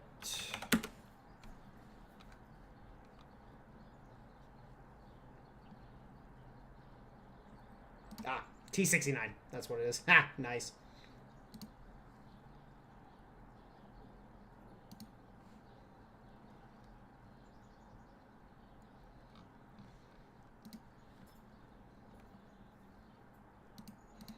No, not the Type 69. I want the T-69. There we go. And then we will go ahead and pull up a fan favorite. Actually, let's pull up the true fan favorite. So here's the thing, when it comes to French design, when it comes to tanks. So French design, classical French design was something like this, the ARL 44. You look at designs from Naval going into ARL and stuff like that, you see the trend when it comes to the designs. The ARL 44, for example, a lot of people don't know this, was... Let's slap a naval gun on it. Yes, of course. Because, funny enough, you have a shit ton of naval guns in warehouses because naval guns need to be swapped out as much as they do. And so they were like, hey, can we use these? They figured it out. But you have this most excellent design philosophy that is taking over. And then you move into what is the AMX 55 and right next to an ARL 44, funny enough. And you'll notice one of the trends that begins is big turret, small hull. Big turret, small hull. And a lot of... Hey, what's up, Radioactive? How you doing? What you end up having is that a lot of these tanks end up starting to try to do special things. This is the time of experimentation and the time of, just kind of winging it. Let's see what happens. and then all of a sudden autoloaders become a thing.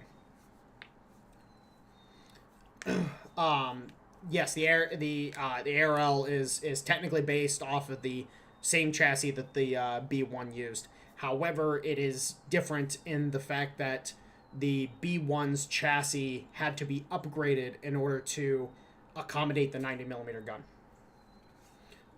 The ARL, actually, funny enough, was a very competent design. The French knew how to design tanks, and they do know how to design tanks. They're very good at it. There's a reason why the Renault F1, for example, was so accomplished. They know how to design a good tank. So, I'll give them that. We'll check out the Leclerc here in a minute, and we'll kind of go over a few things. I actually know tanks really fucking well, funny enough. Boats, I'm about 50% on. Tanks, I'm like 80-90% on. But what you end up having with this period of tank design is that a lot of these things, they start putting autoloaders in them, and these autoloading systems are massive. They're huge. There's no reason to put an autoloader in tanks of this time period.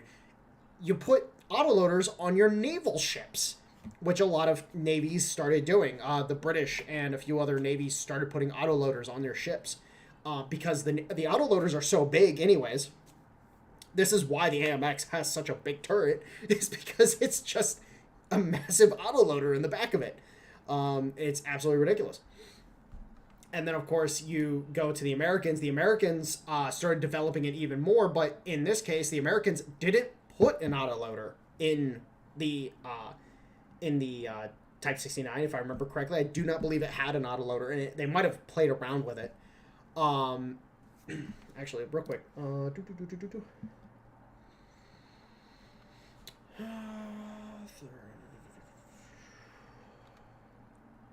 it did have an autoloader. 8-round autoloader. Okay.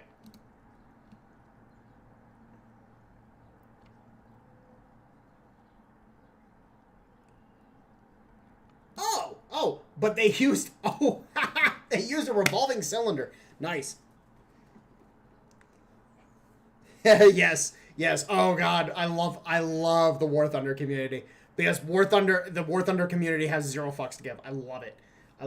But this is actually really cool. The fact that this actually used a actual revolver cylinder, or an actual revolver cylinder design, rather than the classical autoloaders that have a magazine feed. Because, and maybe that owes to why it's so small compared to the AMX. Because if we go to a tank that, or a series of tanks that, is known for their autoloaders, we come to the T series of tanks, the T-55 onwards. And you'll notice really quick the trend that tanks took. Low to the ground, very, very dense turrets, make it so you're as hard of a target to hit as possible. And then if we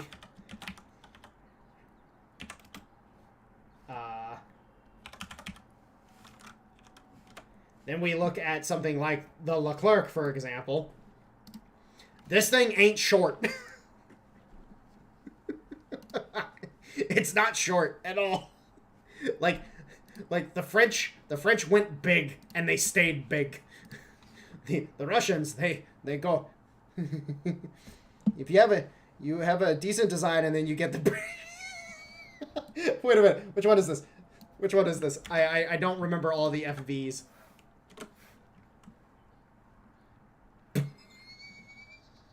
Wait. Hold on. Is this a Centaur? Is this the one I think it is? Oh god! Oh no! It's the fucking barn! It's the barn! It's the fucking barn! Oh my god, I love this thing. Okay, so this thing is derpy as shit. Like, hold on. Let me seriously? Where is it?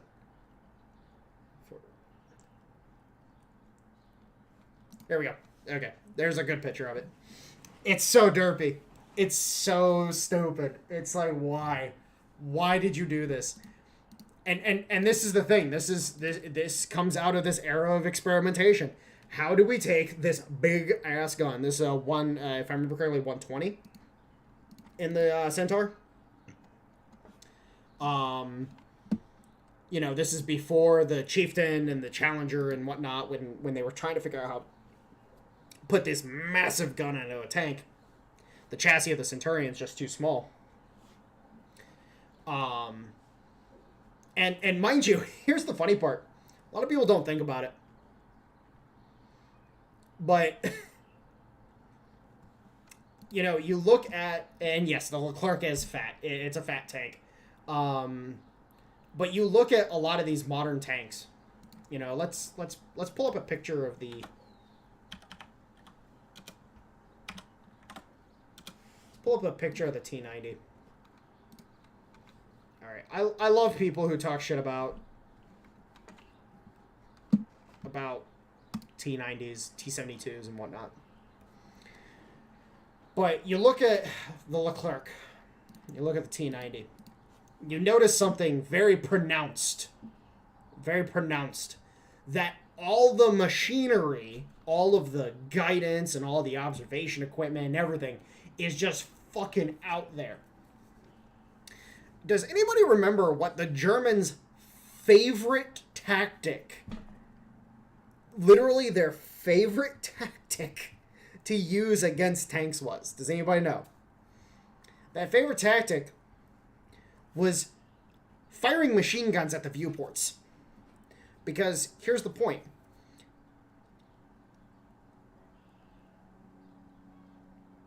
Hold on, I'll look at that here in a second, Ether. But you have machine gun teams standing off. They start unloading on their machine guns on the tank's viewports, distracting and disorienting crew of the tank. And then you have a team of pioneers that runs up, drops a satchel charge on the back deck of the tank, and then hauls ass. Perfect method for destroying either lone tanks or tanks that are separated or whatever, urban fighting tactics.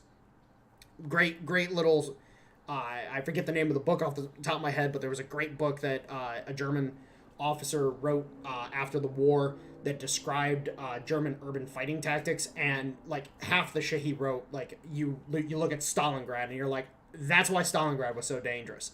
Because the Germans were writing the book on urban warfare during the time period, and the Soviets were writing the book on urban warfare at the time as well. Don't slouch at the fucking Third Shock Army. But it's like, I'm curious to see what kind of effect some older style anti-tank infantry tactics you could get up to against a tank like the Leclerc, where you have these ridiculous sensors just hanging out there, just ready to get shot at. And then, of course, you got the T90, which everything's compact. Everything's nice and squat. Everything's nice and tucked in. This right here, that's the machine gun. That's the commander's machine gun setup, which is a crow's setup, so the commander doesn't even have to be outside the vehicle to use it. So all of a sudden, it's like, oh yeah, if this gets shot, okay, boo-hoo, it doesn't really matter. It sucks, but it doesn't really matter. They're sitting here and they're still fighting and still capable of doing damage. Whereas I can only imagine, like, oh, hey, by the way, I know for a fact that this is a observation device for the commander. I know for a fact that this is the thermal gun sight for the gunner. You know, it's like, oh, what happens when these start taking hits? What happens? Hold on, let me look this up real quick. I just love the fact that we're sitting here. Oh God, it's this ugly son of a bitch. So actually, if you don't know what this is, if I remember correctly, this is this is actually a derivative of the Walker Bulldog that the Swedes. Oh yeah, Ether, 100%. Again, older style anti-vehicle infantry tactics. I would love to see a demonstration on how you could potentially use them against something like the Leclerc. Now, the Abrams, and yeah, I think this is somewhat based off of the Walker Bulldogs turret or something like that. Because yeah, this is fucking ugly son of a bitch. The Swedes don't have good looking tanks, by the way.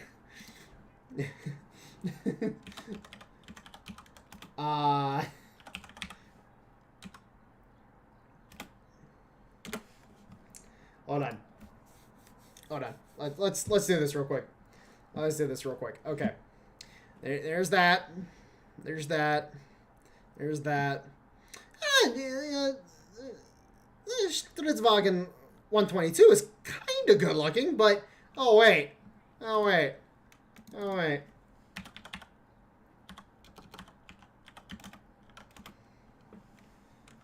Oh wait.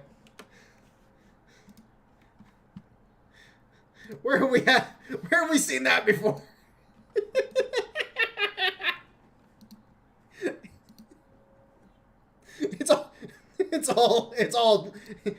It's all leopards. It's always been leopards.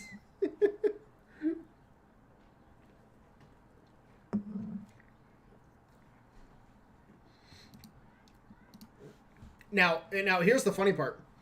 So let's do this. So you got the Abrams. Actually, very much in the same vein as the Leclerc. And hold on, let me see if I can get a front shot of it real quick.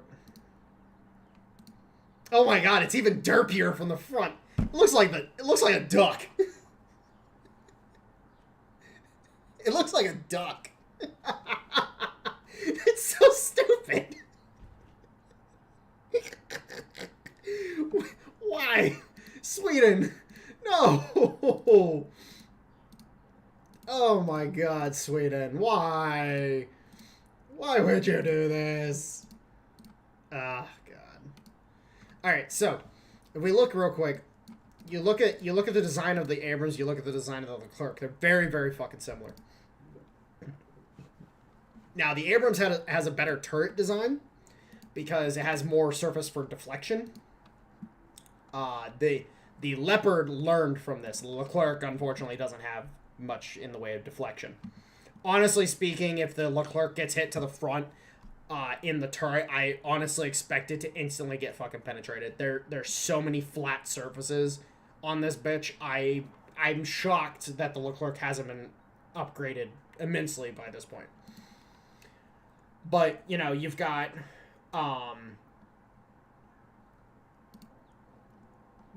excellent heritage. Like, you know, you look at the old Chrysler prototype for the Abrams. You look at the old General Motors prototype.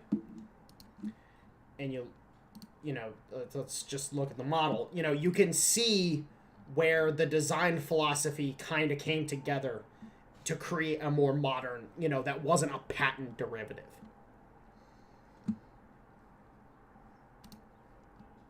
Here's the original XM1. Funny enough, for those who don't know, my grandfather actually sat in on the demonstrations for the XM1, if I'm correct. Because I'm pretty sure he would have been down in Hood during this time period, if I remember correctly. I could be wrong there, but I'm pretty sure he was in Hood at the time. I might actually. No, he was in Hood in the 80s. Never mind, I forgot. He was but they were testing this down at Hood and a few other places like that.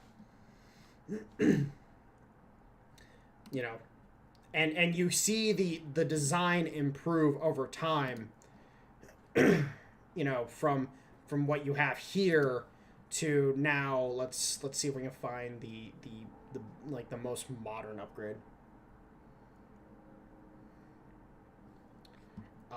Come on.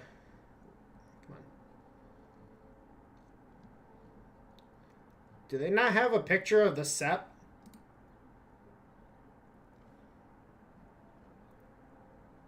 Oh, really?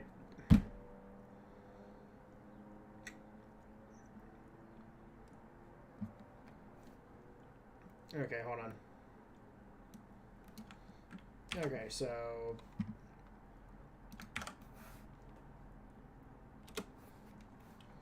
Let me see if I can get an actual image of the SEP V3. Okay. Cool. Fine, here. And you see the improvements.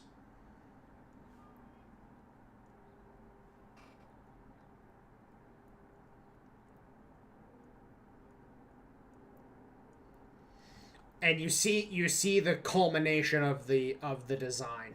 And you realize, like, oh, hey, by the way, you know, we're not as stupid as the Leclerc, but we still got a lot of things that we don't want getting shot. At least with the Leo, I will give the Leo its chops in that it's got a better hull factor, in the fact that, oh, hey, we don't have a lot of sensors and stuff just out there and ready to get shot at. But here's the problem with the Leo. It likes to catch on fire all the time. That was kind of my whole point. But yeah, the SEP 3 just has so much out there on the top, and then but it has a great turret, so it's like, oh well, whatever. And then of course, what was the Abrams X? This stupid thing. I don't understand why they think this kind of shit is gonna do anything in a war zone. Radioactive. Really, the T-64s, T-72s, T-80s, and T-90s are good, except they are I suspect you're saying they are used by modern Russia. First off, modern Russian armored doctrine is some of the best in the fucking world right now. They're the only ones training it. They're the only ones actually doing anything with armored doctrine whatsoever. The U.S. is so far behind in armored doctrine, it's unfucking real. The only ones that are actually training it are the Russians. The Ukrainians, to their credit, you know, I will give them some chops. I don't have much good to say about the Ukrainians, honestly speaking, but they at least went out of their way to make sure that they used the old Soviet doctrines for engaging in tank-on-tank combat, and so they actually did well in the early stages of the Russian intervention. Whereas if they had relied on NATO training, they would have gotten absolutely blitzed, and the Russians would have run over them much, much sooner. The NATO training right now is absolute hogwash. It's so focused on light infantry, it's unreal. A lot of the training that the U.S. does, or that NATO does, is hogwash.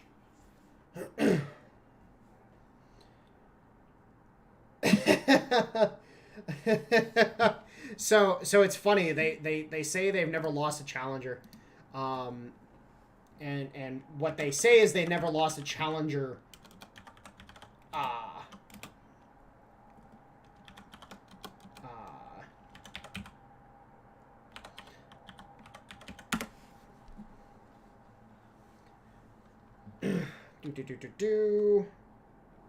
hold on.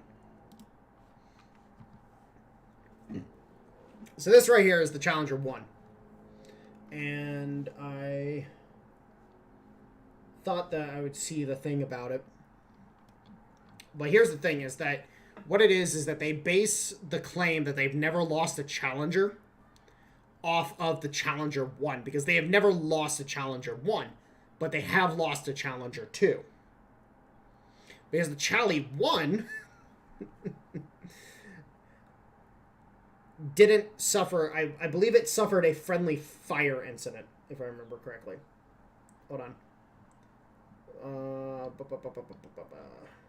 Unless they don't have it listed here.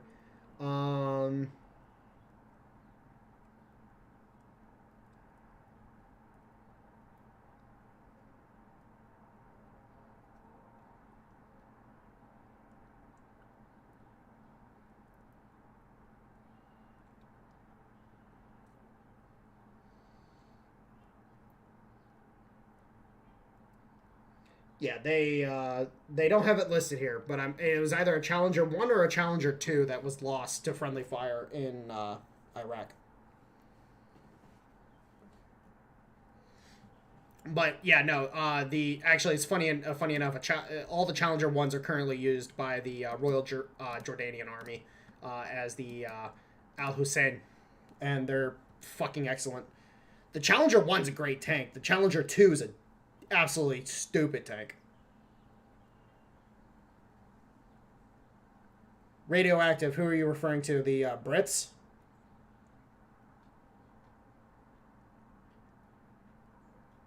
If you're referring to the Brits, yeah, the British are basically fucking bankrupt right now. Like they're really bad off actually. It's kind of scary. I've got several friends that live in the UK that are currently looking to migrate to the US because of how bad the financial situation for the country is.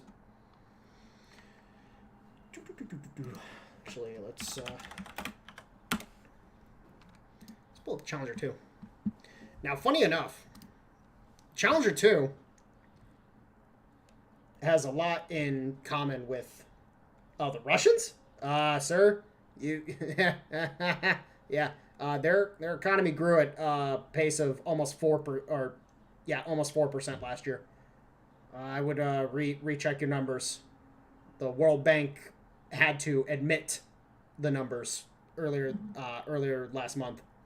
They had to come out and admit, yes, the Russian economy is doing better than it really should be, and it's because the U.S. government thought that sanctions were going to do anything, and I'm like, hey guys, we haven't sanctioned Iran into the dirt yet. Like, we wouldn't be able to do anything.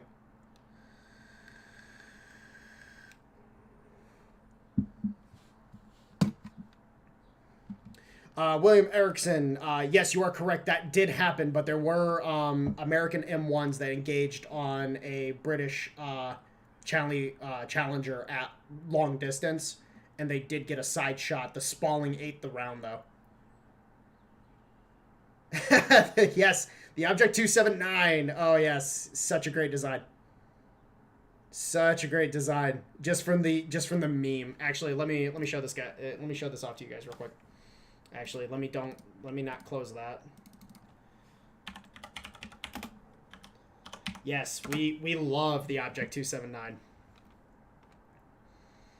Because this thing is just derpy as shit, but it's so good at the same time. This right here, if you want to talk about excellent, like, full-on excellent tank design, this is probably one of the best tanks in the world.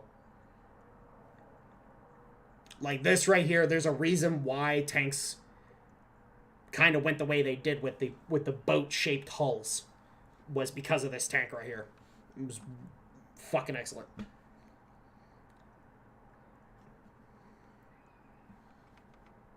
Oh, are you thinking... Oh, you're thinking of the, Hold on. You're thinking of the, No, you're thinking of the flying saucer. Like, the actual flying saucer. Russian flying saucer tank. I know which one you're talking about. I think I know exactly which one you're talking about. Oh, hold on, let me see if I can find it. No.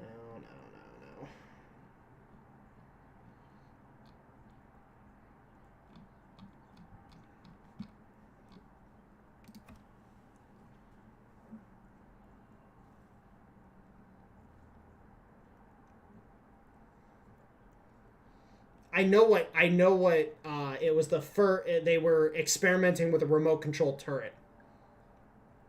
Actually, funny enough, is kind of what goes in the T-14 Armata.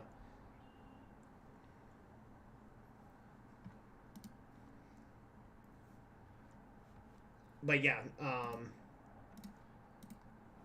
I'll have to try to pull up I know what tank you're talking about, but no, the 279 is actually literally one of the best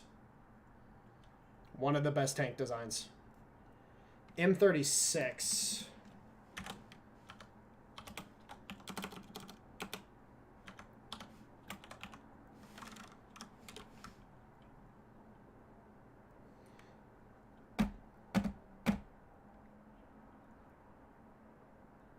Oh, Hellcat Jackson. So M36. Okay, so if you do not know, first off, why do I feel like I'm thinking? What am I thinking about? Because there's another tank destroyer. Is it the?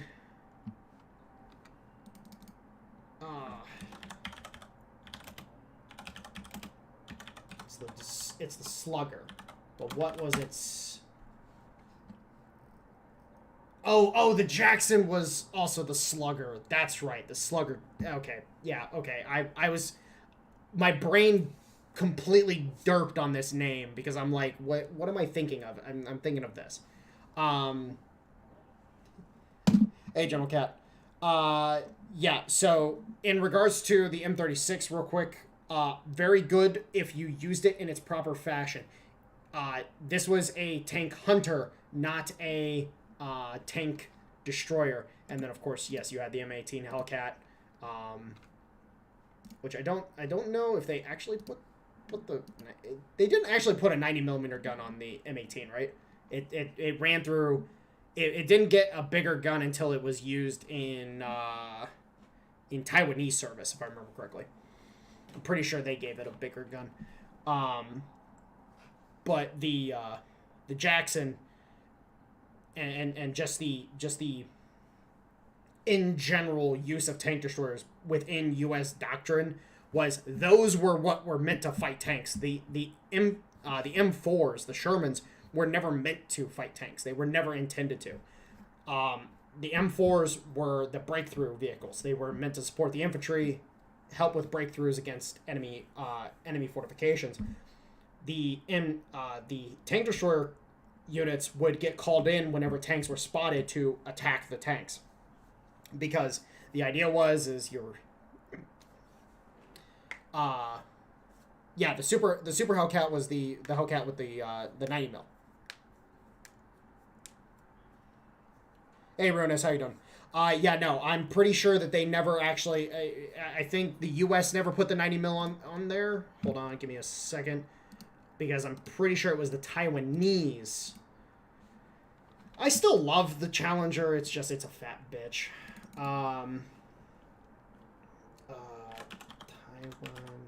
Taiwanese military vehicles. I love how this turned into me playtesting this, and we're just talking about tanks. Vehicles. So, if I remember correctly, they should have had. Is this current stuff? This must be current stuff.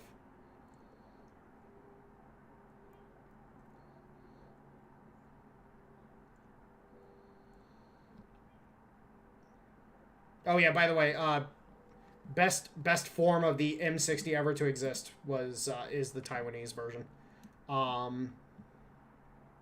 Don't at me.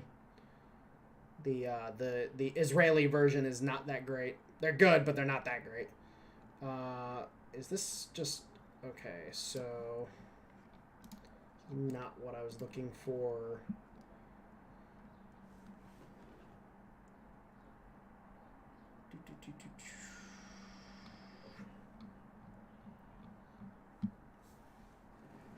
It was an American one-off. Oh, okay. So okay. Hold on. Let me do this. Super Hellcat.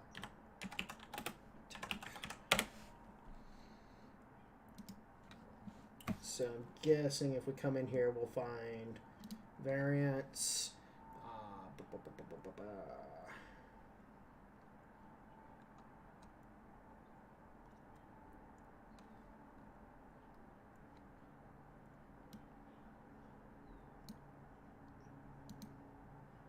Oh, it got canceled because of the war.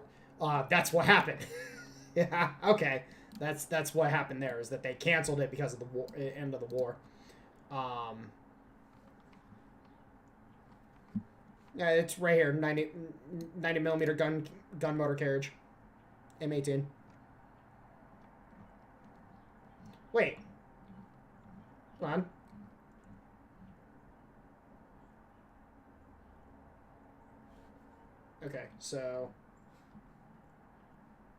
Okay, so it was referred to as the 76 gun motor carriage.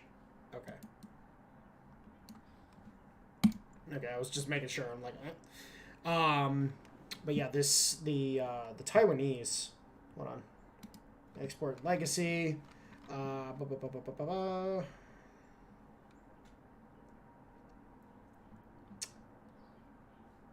No.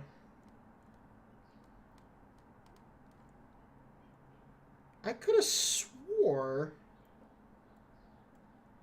to receive 240, operated them until their chassis and hulls were worn out, at which point the turrets were salvaged and installed onto surplus hulls of the M42 Duster. Oh! Oh, that's cool. That is cool. Okay.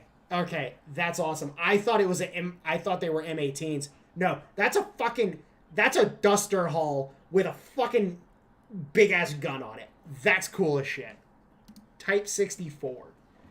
Nice.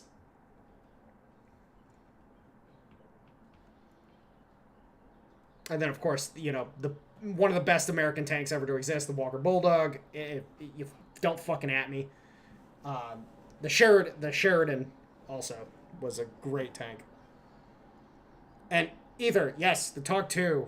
Very good, very good. Actually, I should probably play the game a little bit too. I've been sitting here just fucking talking to you guys.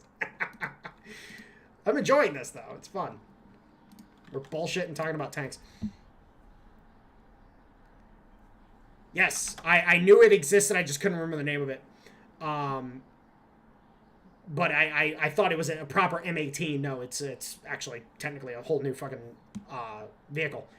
These things are absolutely hilarious. If you play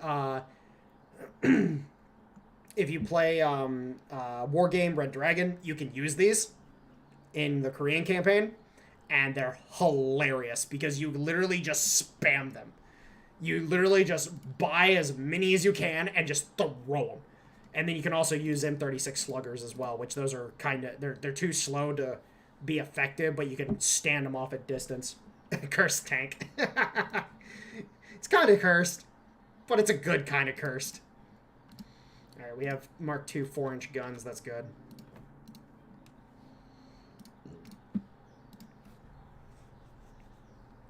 Actually, if you want cursed tank, hold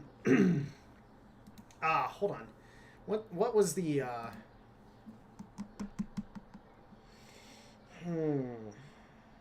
There was a specific Soviet design. I'm trying to think of it.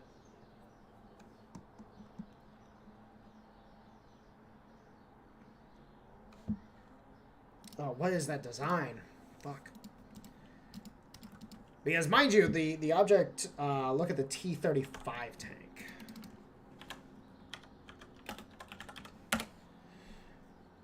Oh, hell yeah. Thank you. You actually... Good job, Radioactive. You actually helped me figure it out. I was trying to remember this one. The T-35, the Stalin's battleship. This thing was horrendously cursed. Like, absolutely horrendously cursed. Because this is from the era. This is from the interwar era. We had so many weird-ass things that were going on in the interwar era. It was unfucking real.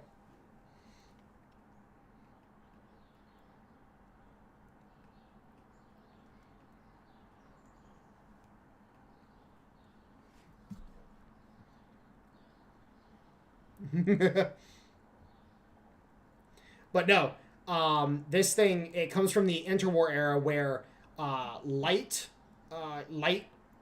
high-velocity guns were seen as the pinnacle of anti-tank technology, which is why 57mm guns became such a big deal going into World War II. And then large caliber, low-velocity guns were still prevalent as an anti-bunker busting weapon. That's exactly where this vehicle's design lineage comes from. And they learned very quickly that actually it's probably a better idea just to build a better tank. That's why the T-34, for example, utilized a 76.1mm gun that was good enough velocity that could challenge other tanks. And then later with the 85mm gun, the T-34-85, they realized really fast, oh, the T-34-85 is literally the best tank ever designed. And that is actually, there's no way to, hold on, French 2C. French 2C tank. The Char 2C. Oh, this is literally just World War II vintage, or World War I vintage.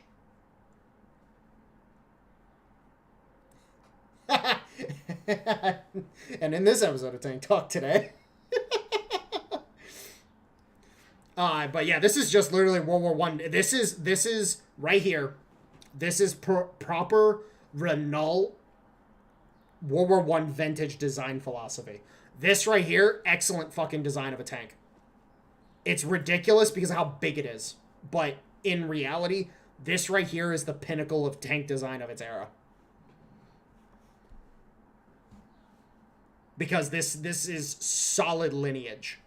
Like right here, this is like comparing the T90 to the T55. You see the lineage, you see the design philosophy, and it's come to its fruition. And now it's time to move on with the T14 Armata, which I'm gonna pull up the T14 Armata just for fanboying sakes, because I fucking love this thing.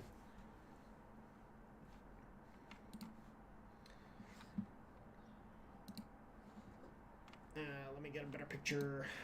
Okay, we can blow that up. Actually, let me see if I can get an even better picture. Yeah, that's a really nice picture right there. So it's actually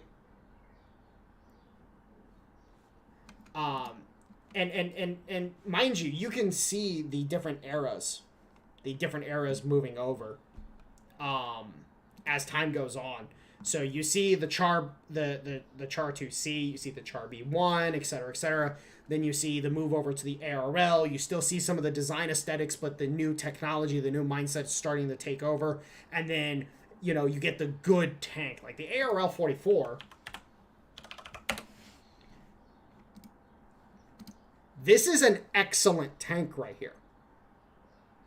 Oh, Ruinous, don't you want to start a fight? I'll give you a fight, because there's a lot of things that people don't know about the T14 that I want to, that need to know. I love the T14 to death because it has good design philosophy that has kinks that need to be worked out. The T14 itself is not the end all be all. The T14 is the stepping stone to the progression. It will be, like, for example, with the T15, which is a new armor personnel carrier that they're developing alongside the T14 that uses the same design philosophy. The T15 is slowly coming together. And the T15 is actually quite a good M51 Sherman, the Super Sherman. Oh, is this the one with the 105 or the 90 mil? Hold on. Oh, no, it isn't. Oh, this is the IDF version of the... Okay, this is the IDF Shermans. Okay. So first things first, to establish about IDF philosophy. When it comes to vehicles that they receive from other people, they run them through the dirt to figure out if they're good or not. For example, when the F-35 was given to the IDF, because the IDF got first dibs on the F-35s after the Marine Corps received theirs back in, 2018, 2019, something like that. The F-35s that the IDF received were the F-35As. These are the nuclear-capable F-35s. The IDF immediately flew them out on their first training exercise, landed them, parked them in a garage, and ripped the power plants out because the power plants were garbage. The IDF was like, no, we are not flying these with these General Dynamic pieces of shit in here.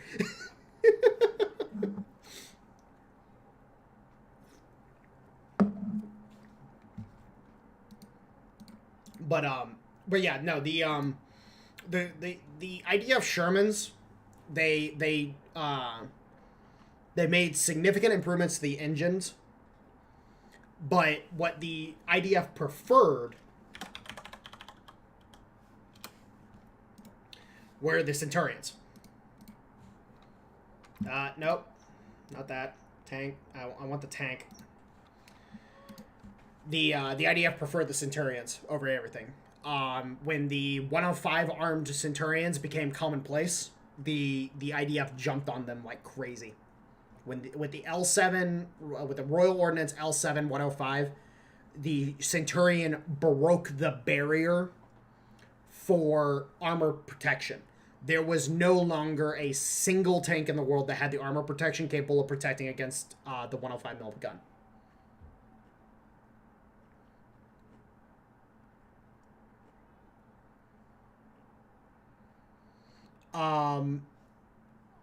Either in regards to laser weaponry, a lot of people have experimented with a lot of things overall. There's so much experimentation that have gone on over the course of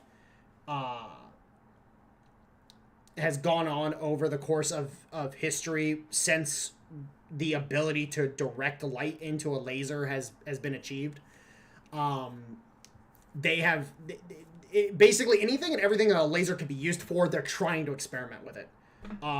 Unfortunately for the Soviets, they ended up getting wrapped up in the whole struggle, like what we were discussing earlier with, how... Actually, I opened the game up for this. Soviet leadership, everybody thinks, and this is a fallacy that a lot of people don't take into consideration, is that they think of the Soviet Union, they think of Russia. The problem is Soviet leadership came from places like Ukraine, Georgia, Azerbaijan, Belarus, Poland, Moldova, Romania, places like this. They came from outside Russia. And as such, what you ended up having is these border regions of these people who wanted to gain power, and the only way they could gain power is by doing it politically through the Soviet system, did a lot of shady shit in order to gain political power. And one of the major things is that there was a lot of grafting, a lot of corruption in certain scientific developments. Now, mind you, the Soviets and the Americans basically were swapping one-to-one technology-wise. They were trying to keep up with one another at all times. A lot of people, they believe, and this is a fallacy that a lot of people fall into very easily, they believe that we won the arms race because the Soviet Union went bankrupt. We went just as bankrupt. There's a reason why the gold standard was dropped in the 70s, because the gold standard was actually causing us to go bankrupt, because we had a lot of loans that we needed to repay. So we got rid of the gold standard in order to be able to repay those loans. We went as bankrupt over the arms race as the Soviets did. The problem was for the Soviets is that because of their system, imagine this. Say, for example, this is how the Soviet Union collapsed. Say, for example, you got Washington, D.C., and then all of a sudden Texas, California, New York State, a bunch of the bigger states, they come together and they're like, hey, we're not giving you any more tax money. We're not giving you any more cash. It's not fucking happening. All of a sudden, the federal government fucking falls because they can't sustain things, because they need these big states in order to be feeding money into the system. Well, that's what happened with the Soviet Union, is that Russia said, we're not giving you any more of our tax money. Fuck you. And then the Soviet system collapsed because of that. And so, you've got so many of these problems. And, again, the Soviets, they tried really fucking hard to compete with us. And we both killed each other in the process. Okay, real quick. IDF doesn't have time, money, manpower, or resources to waste. Oh, dude. Shit, they don't have the manpower resources anyways. Current events are showing it. It's really bad for them. Shit. Real Genius was Val Kilmer. Who the fuck is Val Kilmer? I feel like I should know that name, and I don't, and I kind of feel bad. Oh, Val Kilmer. Okay, yeah, shit. I feel like a dick.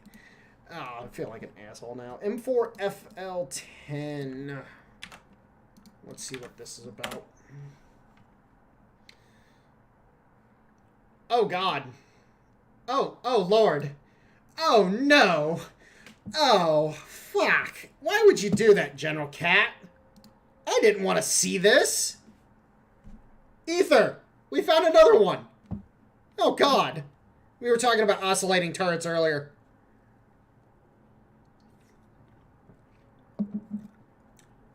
Leave it to a fucking Israeli to put a fucking AMX-13 turret on a Sherman.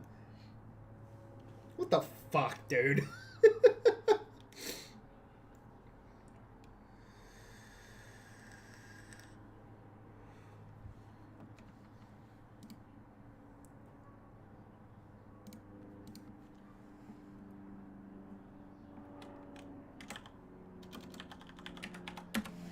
Oh, shit.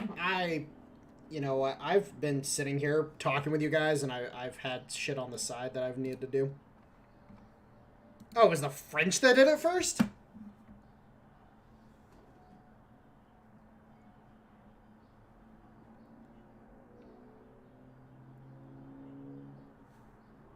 We let the French defile the... Like, at least with the Israelis, they're trying to put shit together as much as they can to be able to fucking do things.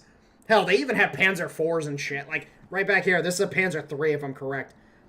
They were using German tanks that were seized at the end of the war.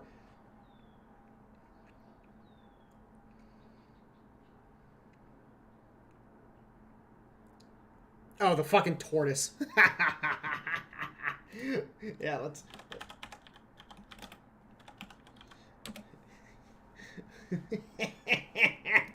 It's so fucking ugly.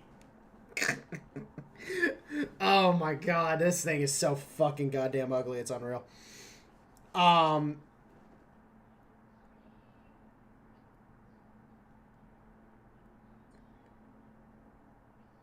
see a tractor. Let me slap a nice oscillating turret on it. Yeah. But yeah, no. Actually, real quick, this is peak British. This is peak British design. A lot of people don't seem to understand that. So, Fat Electrician did a really good video on the de Havilland Mosquito. Now, he missed a few things. It wasn't actually, like, truly meant to be a bomber. It was meant to be a night fighter. Like, that was the true purpose of the de Havilland Mosquito. It was basically the P-38 of the Brits. But, or the P-38, P-36, I forget. But British tank design. Yes, I'll get into that here in a second. British tank design was very stagnant going into World War II. The best tank that they had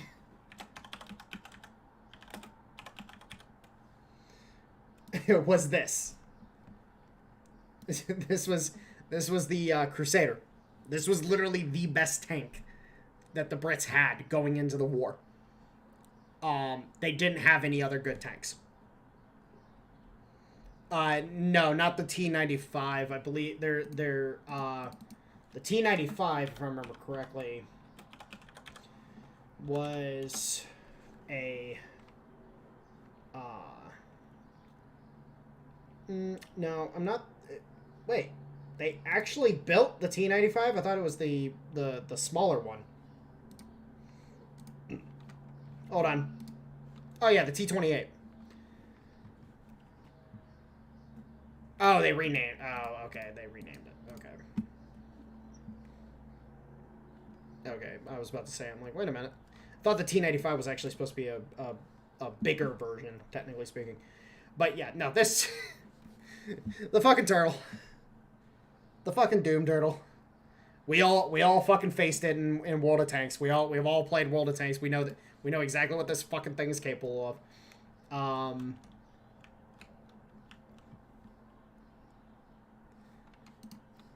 Okay, real quick. Yeah, I'm sitting here wanting to take over America as the Spanish and totally ignoring the game.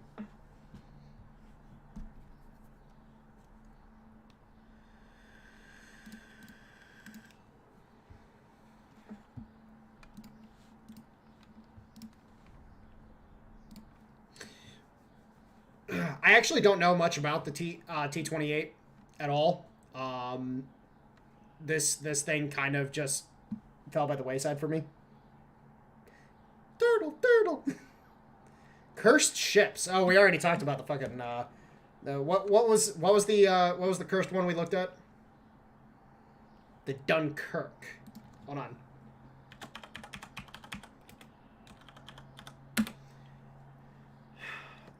No, that's. Are you talking about the Dunkirk? You know, the greatest pursuit, the peak pursuit battleship. In reality, I don't know anything about the Dunkirk. I know is the Richelieu a Dunkirk class?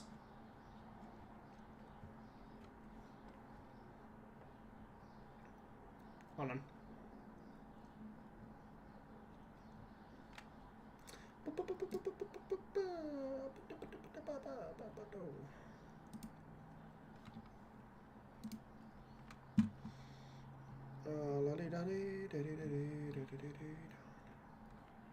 I'm actually ships. Okay, no, it's the Dunkirk and the Strasbourg. How do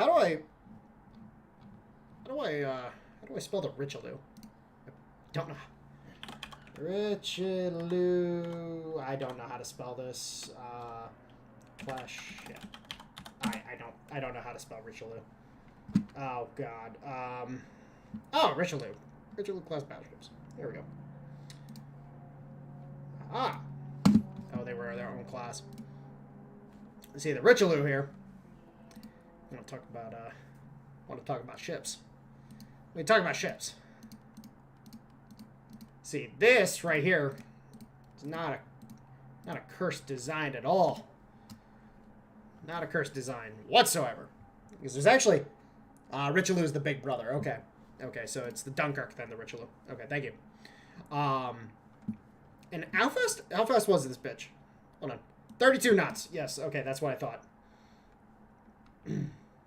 Well, here's the thing, and this was what me and Ether were talking about earlier, is if you have a fleet setup that is prim and proper, something like this is a very good design to have on hand. Oh, she is a fucking absolutely beautiful. Love her. But she's a very good design to have on board and available because it gives you the ability to respond to things and pursue.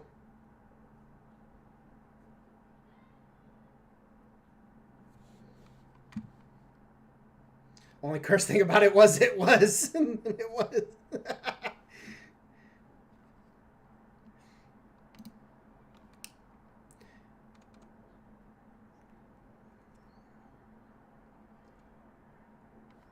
But yeah, no, the Richelieus, like it's kind of like what I was saying with the Nelson class. The Nelson class battleships, when paired with the Queen Elizabeth classes, you have two ships that complement one another. What was the American battleship design that had a few turrets with 16-inch guns? That I have no clue. Like, that wasn't the Alaska class or something like that, was it?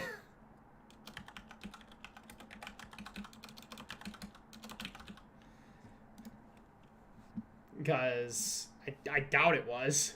I don't think the Alaska class had that kind of armament. Yeah, the Alaska class only had triple 12-inch guns.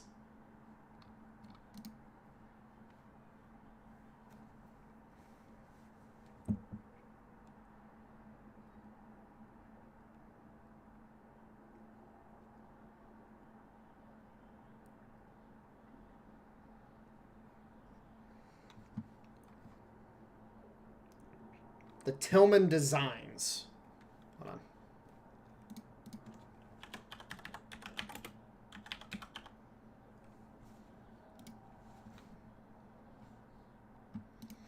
What in the good Lord is this crap?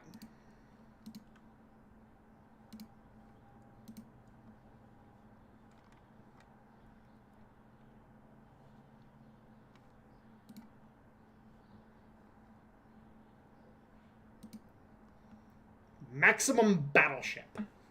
Known as the Tillman battleships, is a series of World War I era designs studies for extreme large battleships prepared in late 1916 and early 1917 upon the order of Senator Pitchfork Benjamin Tillman by the Bureau of Construction and Repair of the United States Navy.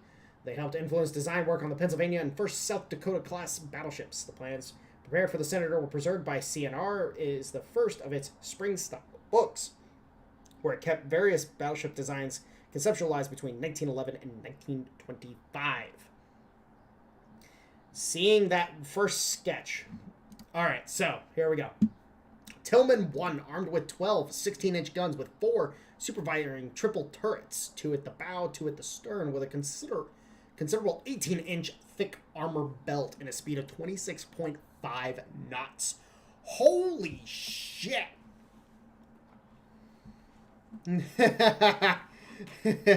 Okay, well, there's your Tillman design. There you go. Armed with 20... Oh, Lord. Tillman 2. Tillman 2 is the one that General Cat was talking about. Armed with 24 16-inch guns and 4 super-firing turrets. In the same layout as the Tillman 1, but with 6 guns in each turret. Her speed was kept the same, so the weight for the additional guns was gained by reducing the thickness of the armor belt. Holy shit! Who the fuck was designing this shit? Wow. There is absolute buffoonery, and then there's this shit. Like, what in the fuck? Alright, Tillman 3. A return to the armor of Tillman 1 with a reduced armor of Tillman 2 and increased speed of 30 knots on a displacement of 63,500... Oh, God. So, a really fast battlecruiser of the time. To think, 1916, if that kind of battlecruiser, we would have seen American battlecruisers.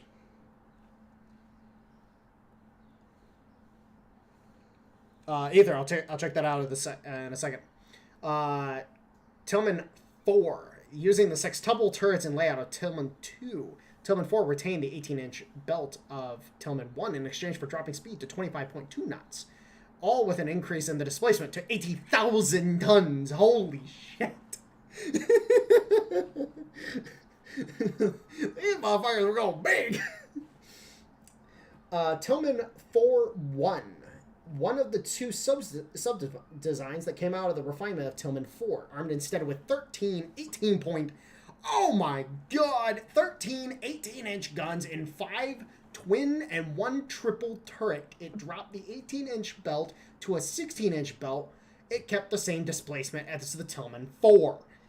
Holy Christ almighty. We almost had a Texas-style fucking Yamato.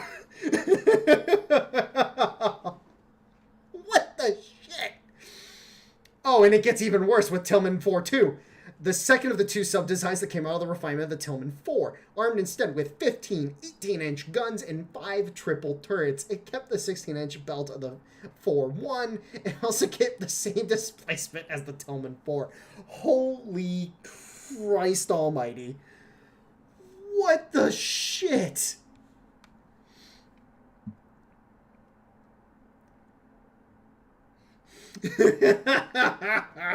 Hey, no, I'll say this right now. You give the fucking Navy even a fucking chance and they would build one of these fuckers just for shits and gigs. Do not let the Seabees be freaking bored. The Seabees will do weird shit. They'll start building it before anybody else fucking realizes. Holy fuck.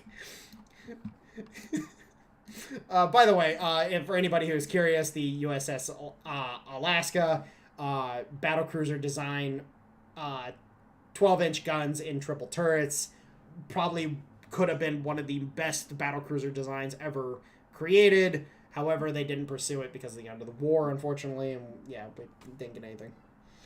All right, real quick. All right, we're looking at let's run some more turns real quick. Because I barely touched this game today. Okay. When I see a ridiculous design, I remember the Tillmans. Yeah, I didn't even know those things fucking existed. I think of those are big. Look up the United States class supercarrier. Carrier meant to launch multi-engine. Oh, Jesus Christ, ruinous. Yeah, that sounds about right for the U.S. Air Force, the Air Force to be involved with, because the Air Force are the ones that do that handle nukes. So I'm not surprised whatsoever that. Or let me rephrase: nuclear-armed aircraft. So I'm not surprised at all that the Air Force would be looking to try to launch shit like a nuclear bomber off a fucking carrier deck. And then the last class was later converted into Lexington class carriers. Yes, the Alaska hulls. I believe they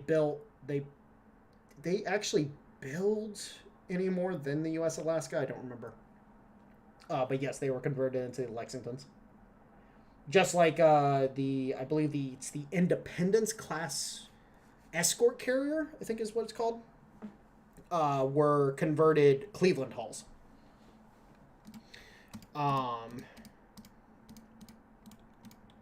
Quick. Okay, so we're sitting pretty. Let's go ahead and build some more dockyard capacity and.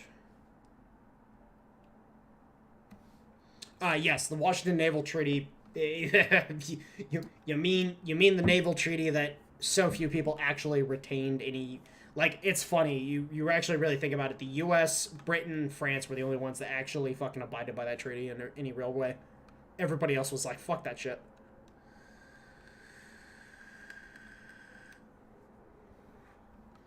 I actually think the Russians, if I remember correctly, Washington Naval Treaty.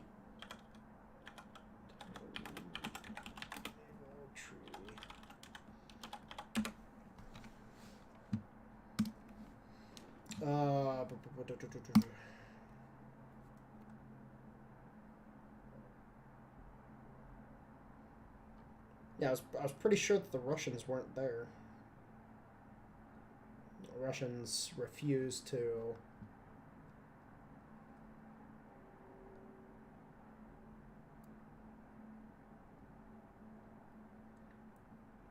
Oh wait, this was signed in 22, so the Civil War was still going on. Never mind.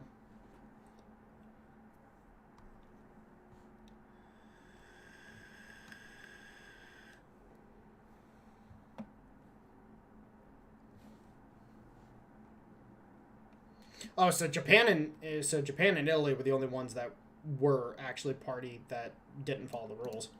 Funny enough.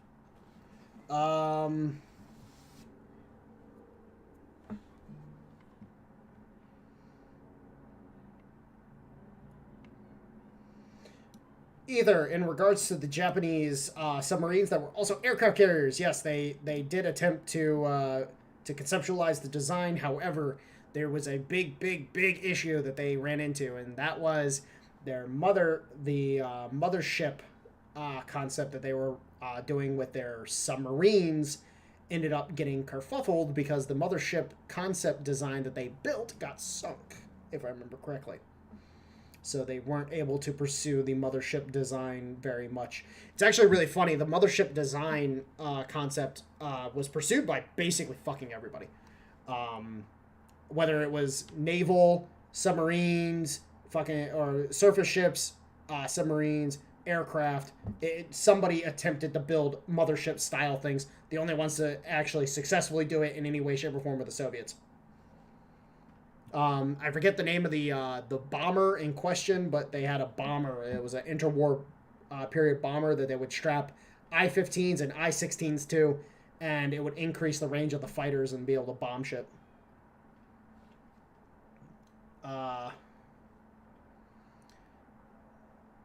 Drachenfell or Alexander Clark that did an excellent video on the Tillman proposals. That'd be interesting. I'll have to check that out.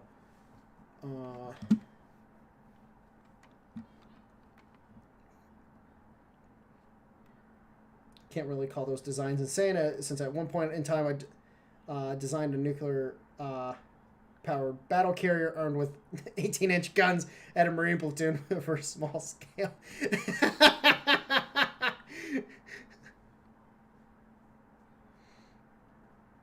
The I-400. Hold on, let me check this out. Ah, yes, these... Oh my gosh. These big old mofos. Yes, these things were absolutely ridiculous.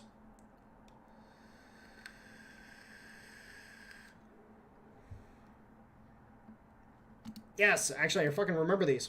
Fuck. Thank you for saying the name, because I actually forgot about them.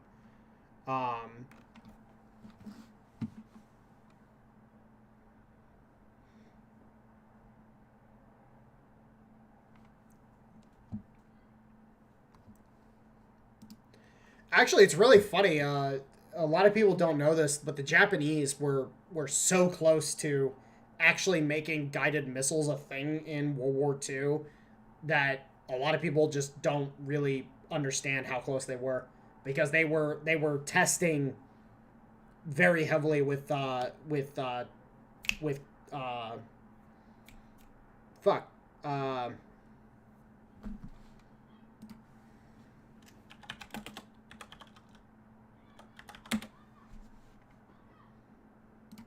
what's it called again?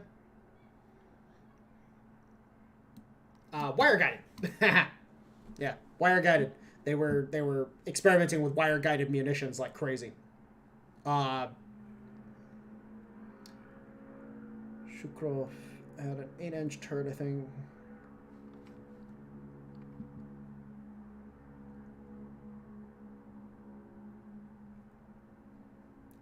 All right, so Alexander Clark.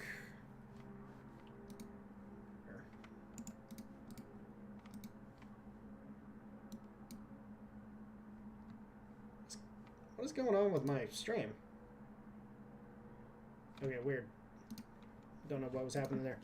Alexander Clark. Tillman.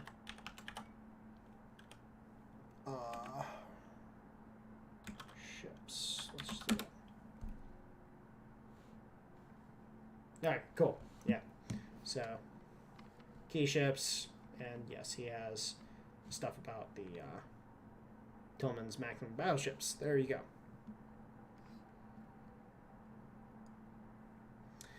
Yes, but that either you are correct. They did in fact have a wire-guided munition, but they hadn't perfected the design up to that point, and just more T-14 just to annoy people. Invasions, some other rather weird, like an internal berth for a sub or a light cruiser, have had limited capacity for refitting and rearming other ships outside of harbors and shipyards. Oh, Runus. Actually, funny enough, you sound like you're designing the fucking Homeworld mothership. sounds like the Homeworld mothership. That's awesome. A weapon to surpass Metal Gear.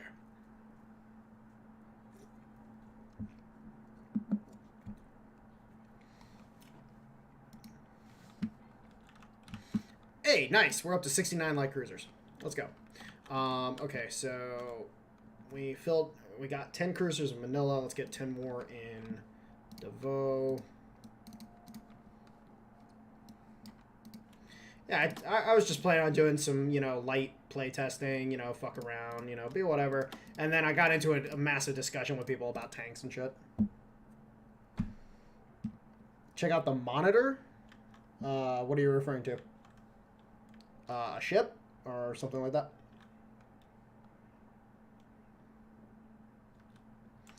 Okay.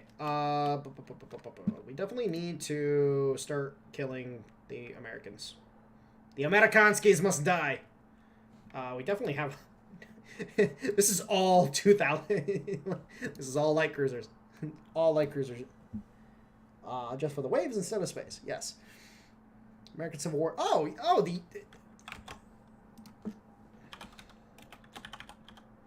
Okay. You were talking about the USS Monitor. Okay. Oh, that's cool.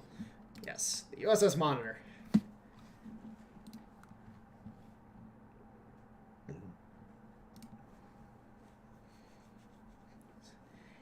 probably one of the worst, like, just out there freaking designs to try to figure out the concept of. But at the same time, amazing.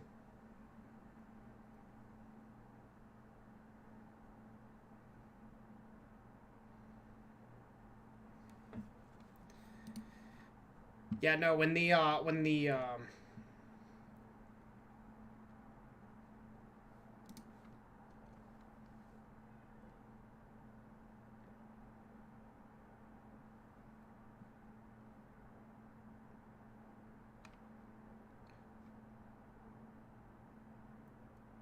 Monitor and the Virginia met each other, it was a hilarious engagement because even though the Monitor, because of its lack of or its turret design, it was able to outmaneuver the Virginia completely.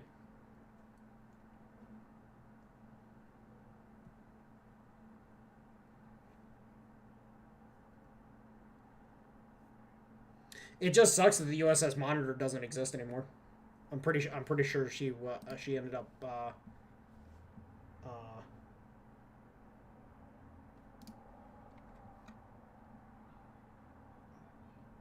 yeah, they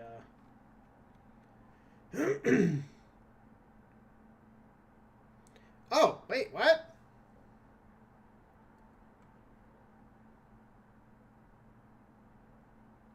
Huh. Northrop Grumman Shipyard in Newport News constructed a full-scale, non-seaworthy static replica of the Monitor. Okay. Cool. Mariners Museum. Okay, hold on.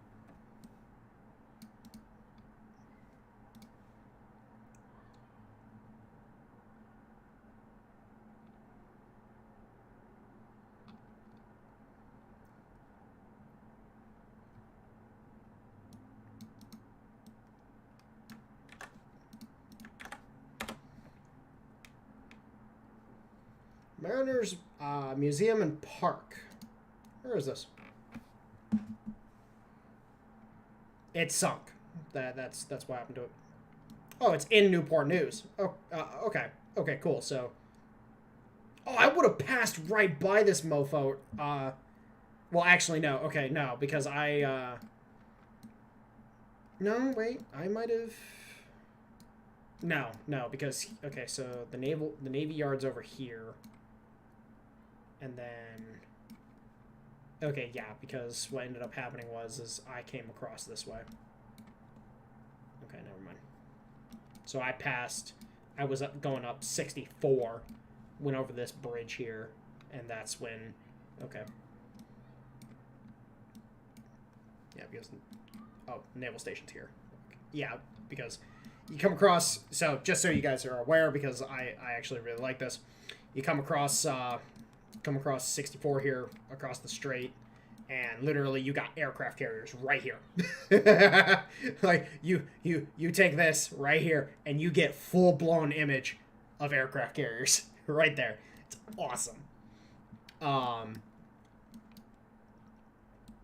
yeah, I would have basically passed by this place when so I'll have to go to this museum. I actually plan on going to several museums as part of a YouTube series that I want to do. Massachusetts, to go see the USS Independence, the old frigate. I want to go to to Chicago to check out the U-501, 504, whatever the hell it is, the German U-boat that we yoinked from the Germans back in the day.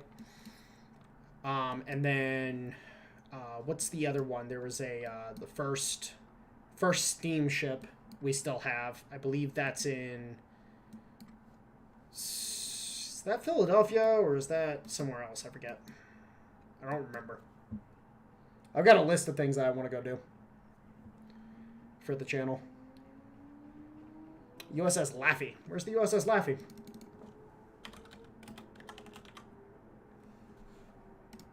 Mount Pleasant. Okay. Hey, bud, what's up?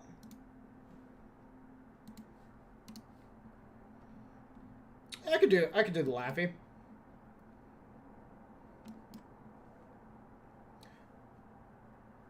Could make that a trip for me and my girl. She'd like South Carolina. Oh yeah, definitely. Because what I would end up doing is I'd be going back to Norfolk to revisit the USS Wisconsin. I've actually got pictures of the USS Wisconsin. If you give me a second, guys, let me pull up some of those pictures. I just need to. Just give me a second. Need to pull up sensitive materials. Not really. I just. The scope real quick. Oh no! Go away.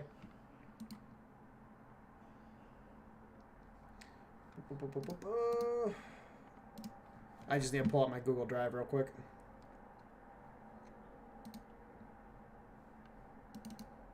Pictures, Norfolk.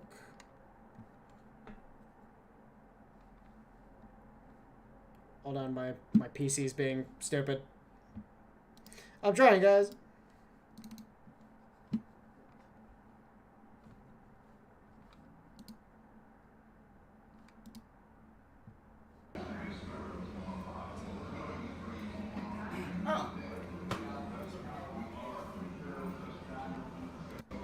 There's some button on sound alarm. This is all the really old stuff. Like, this is freaking from 1959.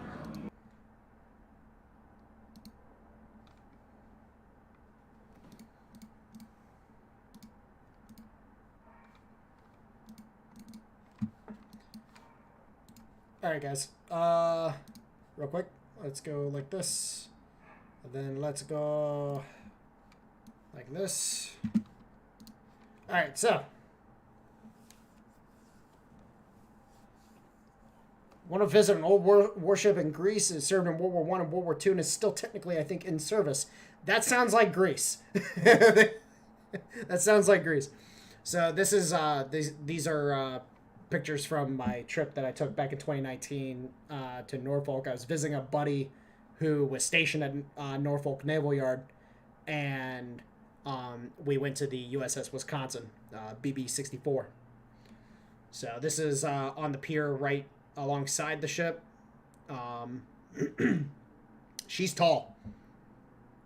She's tall as fuck.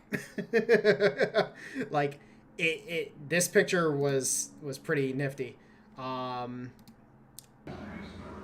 This is up on the one of the decks. I don't believe this was the main bridge. It might have been.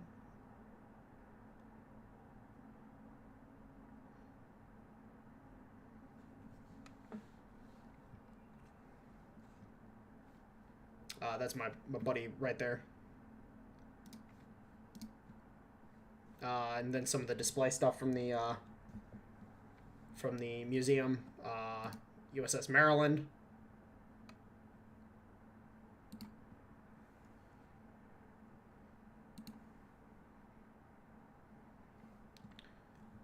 USS Virginia.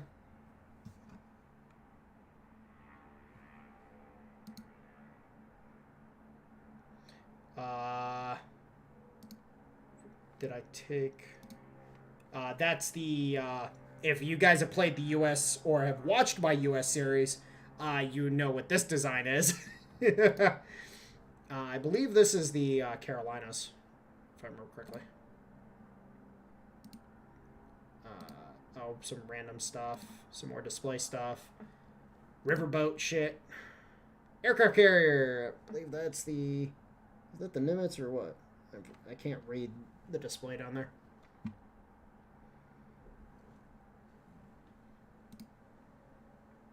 Oh, okay. So up on the deck.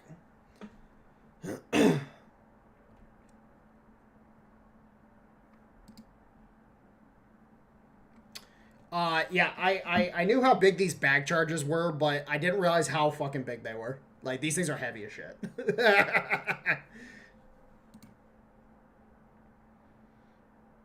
Another view just alongside the turret, just to kind of be like, yeah, those are big guns. These are rounds that were dropped during Desert Storm by the Wisconsin on targets in Iraq.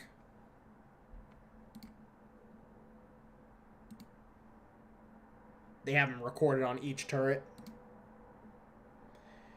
Oh, yes, and the Wisconsin, as part of its refit program that went through back in the 80s, it received Tomahawk launchers. Oh, by the way, they're nuclear-capable Tomahawk launchers.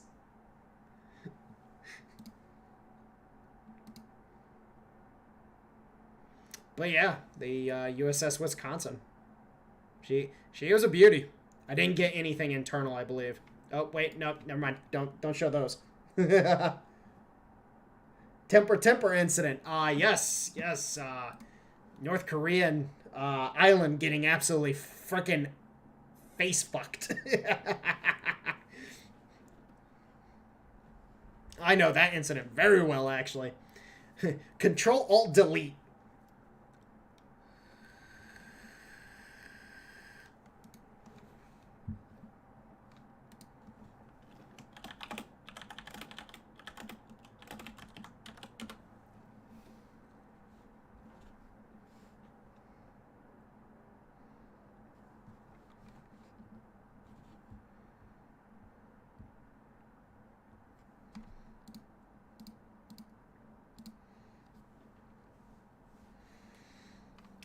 Yes, the British were terrible in that regard.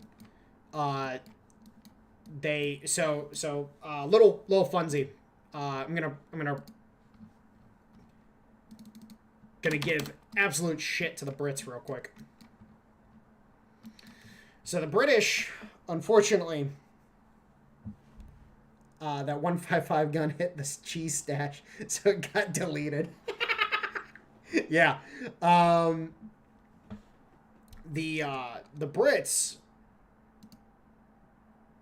absolutely just did terrible fucking things to themselves. Got to see hold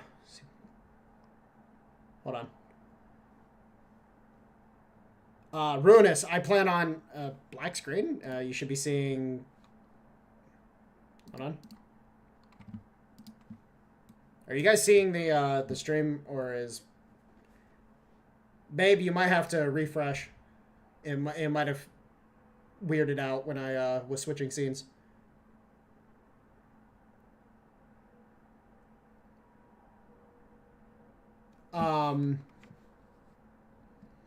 Okay, so in regards to the Brits decommissioning ships, the Brits, unfortunately, because they are horrible at managing things.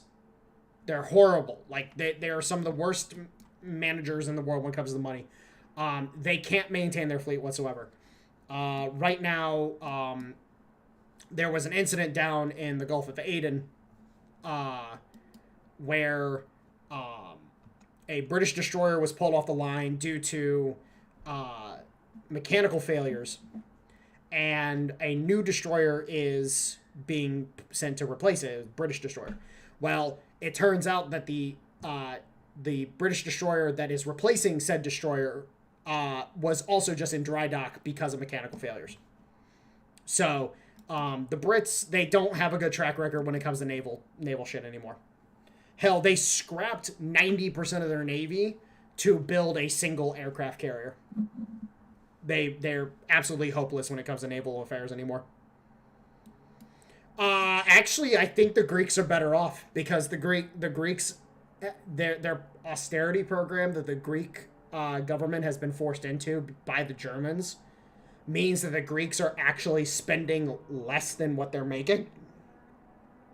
The UK cannot just stop spending money.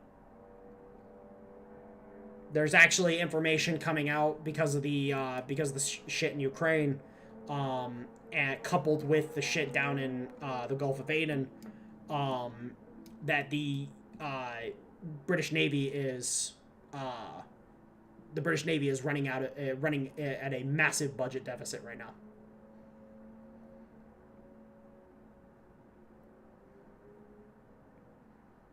I know, is the Elizabeth getting pulled off the line, or Because I know she's down there, but is she getting pulled off the line too? Because if she is, that's hilarious. Because she's been laid up in dock for freaking years too because of mechanical issues. The Brits don't know how to build naval ships anymore. They just don't.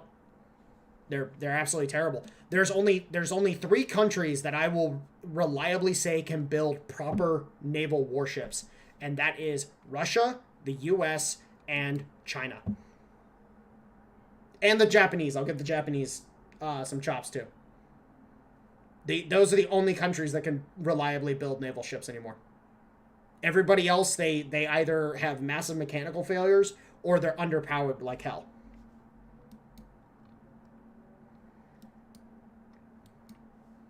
Now, Ether, I will say this. Yeah, no. General Cat, well, that's the thing is, like, if you look at the lineage of destroyers within British design, they were good at cruisers, but battleship or destroyer-wise, the Brits have always had problems. Oh yeah, Runus, you're 100% correct. They went from being top of the game to bottom of the barrel, which is exactly what happened with the Italians. The Italians were the kings of the Mediterranean. The Austrians, even though the Austrians had a massive fleet that could challenge the Italians, they never could because the Italians could outmaneuver them. But the Italians, they went from being top of the game in the Mediterranean to all of a sudden, they're garbage now.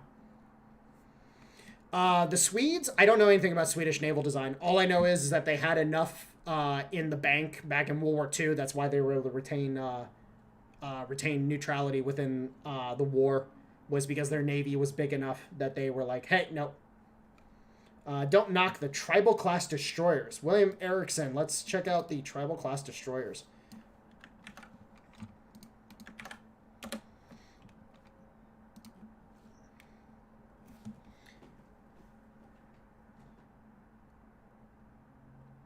Oh, okay. So real quick, I know these as the Aphrodite, so that's why I wasn't sure what you were talking about initially.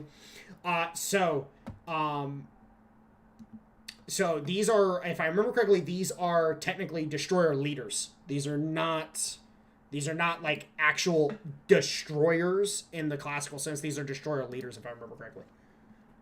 Because these had more in common with light cruisers at the time than like in design philosophy, which again, the Brits were good at cruisers.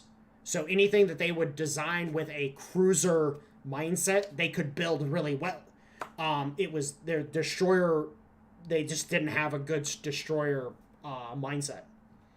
That's why the Japanese were able to take control of the destroyer game as the way they did. Hey, if you guys give me a second real quick, I do need to use the bathroom, so I'll be right back.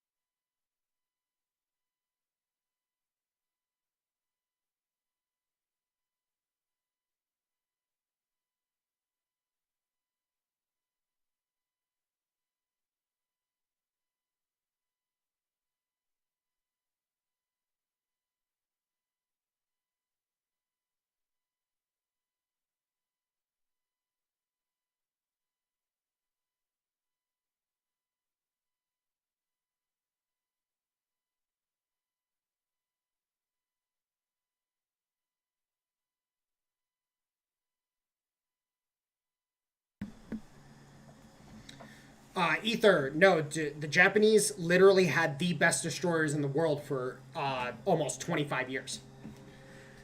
Because when destroyers became commonplace, they were able to completely and utterly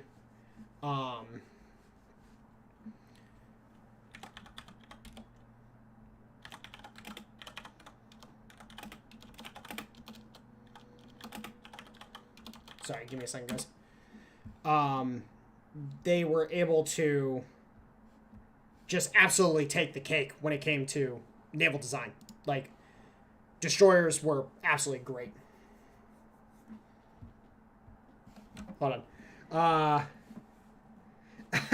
Ruinous, you are 100% correct. Was a full blown problem of destroyer leaders as a concept. Great in premise for communications wise. You need a bigger ship for communications equipment, radar detection, etc., but you need them to be dedicated to that role. You can't half-heartedly rely on making a ship that can't really do any role well. So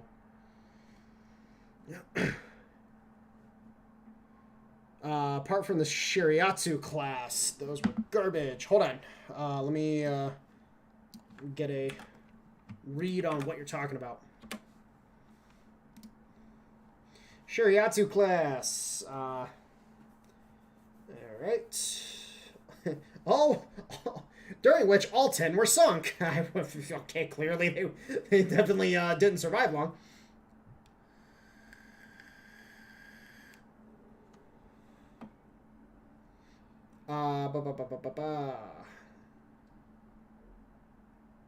Find a version of the Hatsura class. The Hatsuras were good. Differing only in the lower and more compact bridge design and the shape and inclination of the funnels. Hull design, general configuration of the Hatsura. Long forecastle with a pronounced flare to improve seat keeping at high speeds by adding buoyancy and reducing the spray and water coming over the deck. Both a shorter forecastle and longer stern. Same engines were used as the Hatsura class, and due to their greater display in the draft, the Shiriatsu class could only attain 34 knots. Yes! These are the slow ones. Yes, Ether. Yes, you're 100% correct. These were the slow destroyers that the Japanese had. These were very slow. Very, very slow.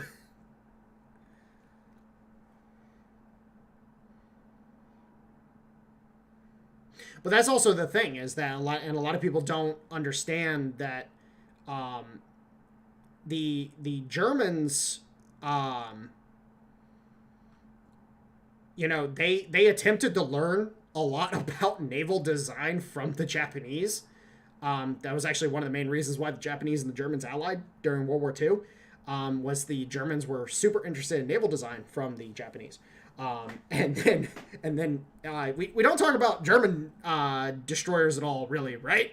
That's because a lot of the later designs, like going into World War II, the Japanese did not have any good destroyer designs.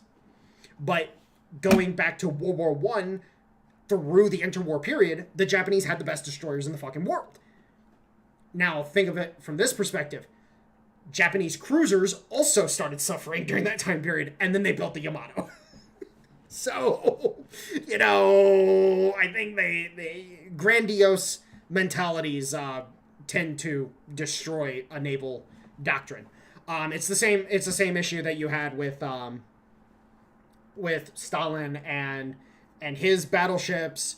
It's the same thing you had with, like, for example, the Brits. They can't build anything nowadays. Like the grandiose ideas tend to destroy naval doctrine very quickly.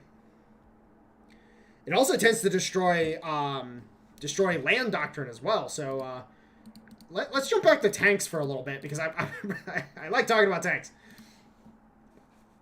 Cursed planes. We can talk about planes. You know what? Yeah, let's talk about planes for a few.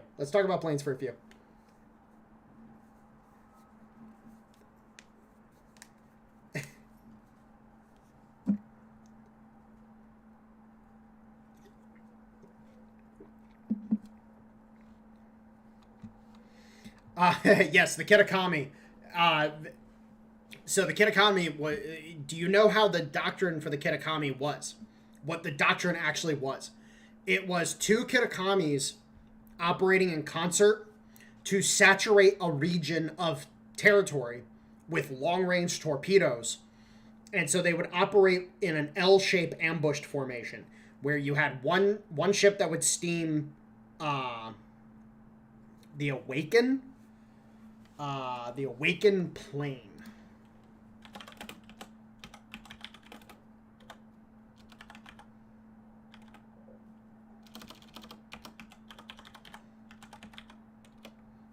Airplanes, I don't know what you're talking about, man. Probably should spell airplane correctly.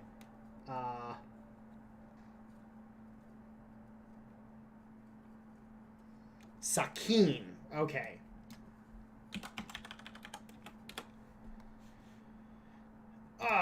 The Avia.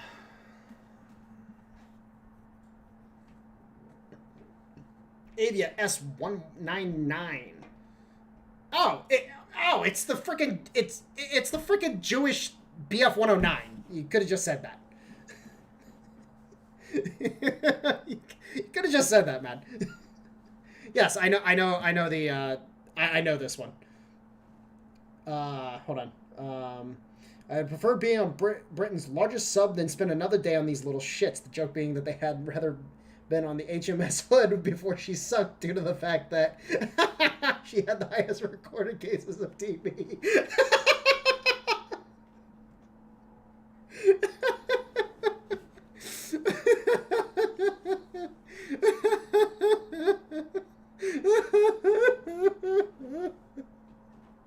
Oh, that's terrible. That's fucking terrible. Britain's largest sub.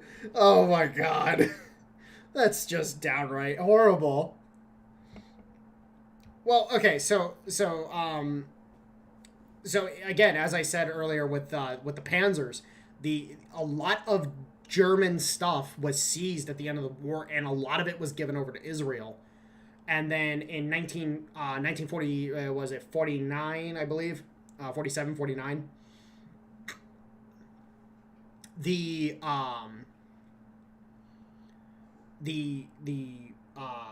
Israeli independence war after the Palestine Mandate fell apart, it just was a case of, oh, hey, we're gonna throw a bunch of stuff to the Israelis, let the Israelis build up their military because they don't have their own military, yada, yada, yada. And then next thing you know, oh, wait, by giving them a military, it let them frickin' just go ape shit across the board. Giving military hardware to the Israelis was a mistake. I will never not say it. It's like, oh, the region was at relative peace for years and years and years, and then all of a sudden, war. Problems. We hate it. The back of the hood spent a lot of time under the water. The hood. I made a joke earlier to myself. I'm like, yeah, it'd be great just to kind of meet somebody who survived, who was there when that happened. And I thought about it, I'm like, well, nobody on the hood survived, so it is what it is.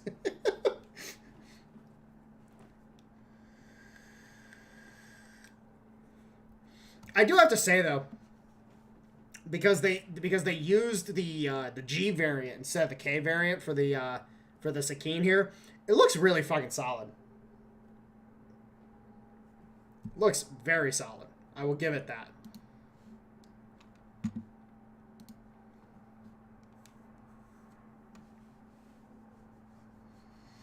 The IL-2 was probably one of the best, honestly speaking. The only thing I'll say is better is the what's the big brother of the A36?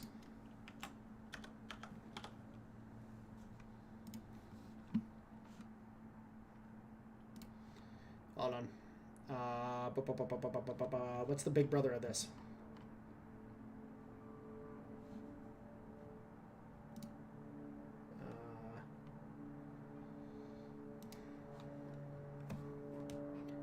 Hold on. I will find it.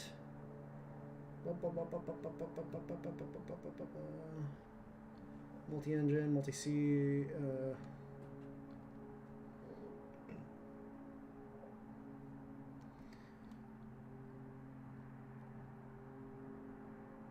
Medium bombers, maritime patrol. Light bombers, ground attack. Here we go. This is the section I wanted. What the hell was the thing called? Because you had the...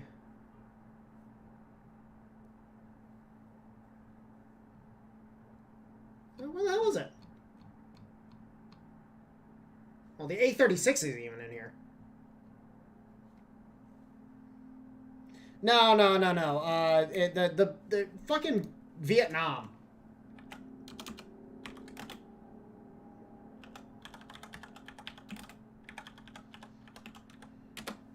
The freaking Sky Raider. Sky Raider. Sorry. Yeah, this big boy right here. This big boy right here. Yeah, the freaking Sky Raider. You want to talk about ground attack aircraft? This mofo right here. Yeah, this thing would literally look at you and be like, "Oh, you get to die today." Yeah, I was sorry. It's in the design lineage of the A-36, and I just couldn't remember the name of it off the top of my head.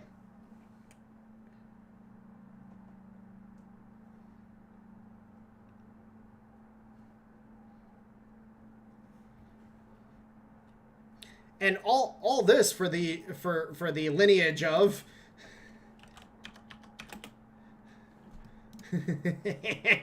of our favorite flying gun. The Liberator Bomber. Hold on.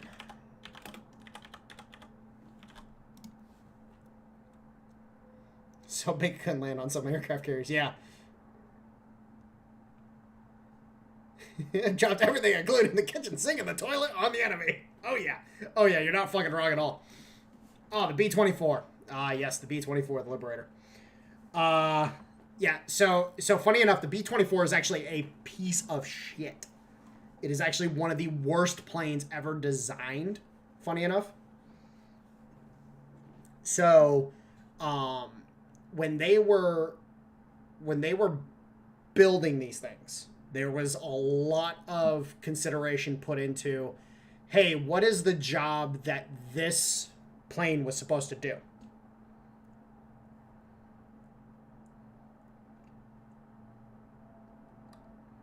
Oh yeah, the Herschel, the 128. Oh yeah, no, that thing was that thing was hilarious.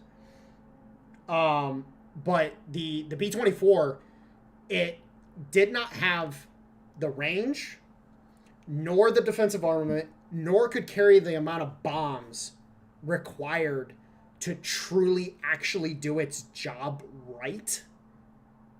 And the B-17 was just spades ahead of the competition in that regard.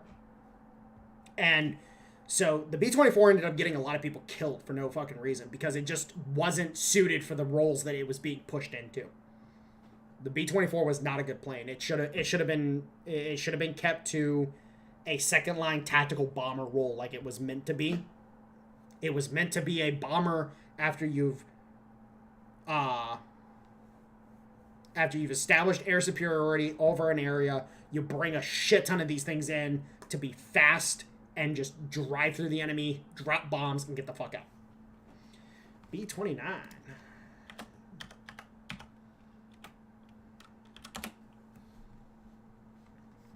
Yes, B-29. I'll pull it up just for shits and gigs. Yes, the B-29, very good bomber. Actually, funny enough, not the best bomber of World War II. Funny enough. It is the biggest. It can carry the most bombs, but it is not actually the best, funny enough. Because the B-29 has one glaring issue, and that is that if it is attacked and it depressurizes, there can be a chance, depending on the ammunition that is being shot at it, it can decompressurize explosively. And it can end very, very badly. Well, actually, funny enough, the Russian knockoff, I forget what it's called. I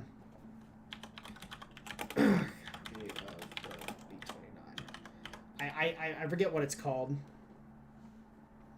The Tupolev Tu-4. So yes, you are 100% correct. This is literally nothing more than a copy. The Tu-4 is nothing more than a copy of the B-29. But there's also a reason why the Tupolev 4 got fucking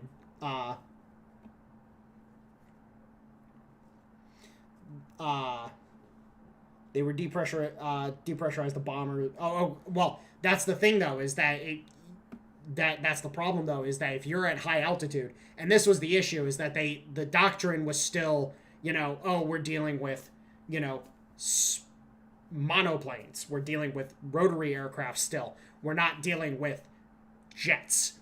Had the Germans shot at, like, say, a German Messerschmitt 262, went after a B-29 with those 30 mil guns, and he had the right ammunition in those belts, he would have eviscerated a B-29.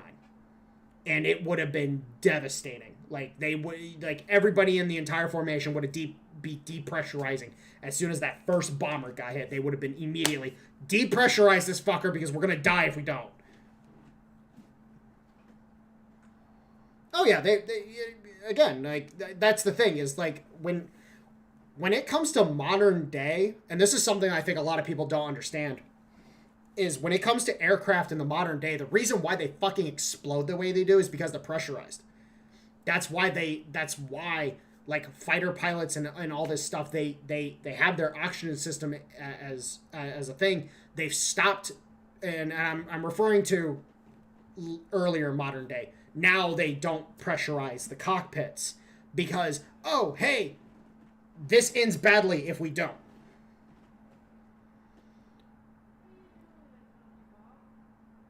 Or a Japanese Shinden. Hold on.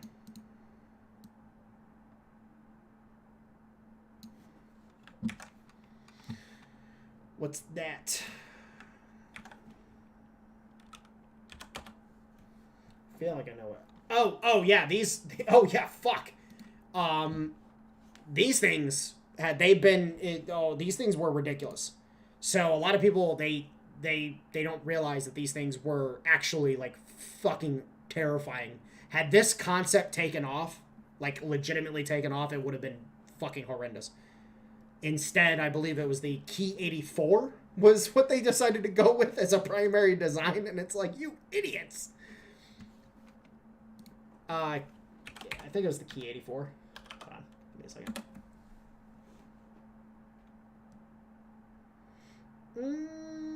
I want to say it was the Key 84. I might be wrong because well, actually, yeah, no. This looks like a ground-based aircraft. War Thunder rendering, so good. What do you think was the best bomber of World War II? Doe 335. Hold on. I feel like I know which one that is. Oh yeah. No, this right here, the J7W and this, they share design lineage. The Americans even had a design that was similar. F8 Crusader.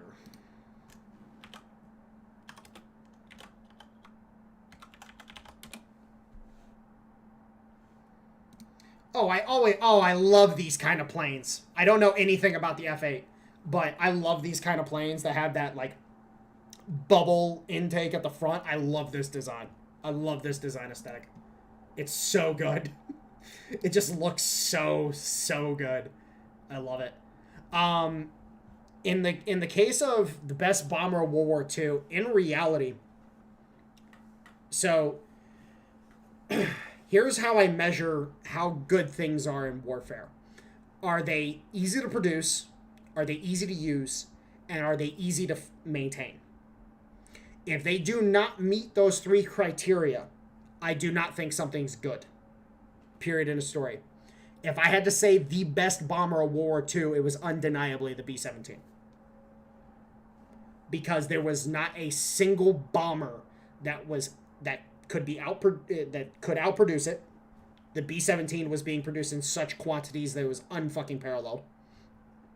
It was easy to use. It was actually one of the easiest freaking bombers to actually pilot and use properly. The training time to recycle crews was absolutely ridiculously low. And then easy to maintain because, well, the production lines were there. And honestly speaking, it was actually a very easy design to maintain overall. Tu-95. Tupolev 95. Oh, not 96. Tupolev 95. This big ass fucker. Okay, so the buff. This is the TU-95, the what basically competes with the buff. Those who don't know the nickname of the B-52, it's the buff, the big ugly fucker. Funny enough, the TU-95 is actually a very, very good aircraft, funny enough. It's actually an excellent platform for launching cruise missiles. Like, this thing is probably actually one of the best cruise missile carriers in the world. The buff can't do it.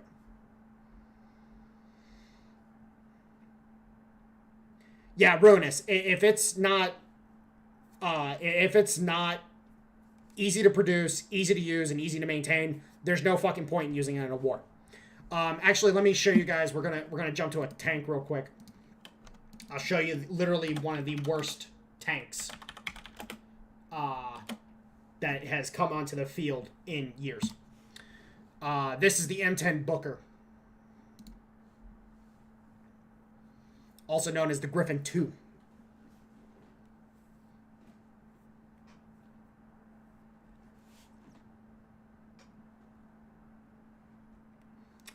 This vehicle is actually literally one of the worst vehicles that has come onto the market within the past few years.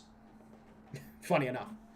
A lot of people give shit to the T-14 Armada because of its because of some issues that it had back in 2020. The issues with the Armada are being fixed. The M10 Booker can't be fixed. Soviet hydroplane? Oh, are you talking about the hydroflow?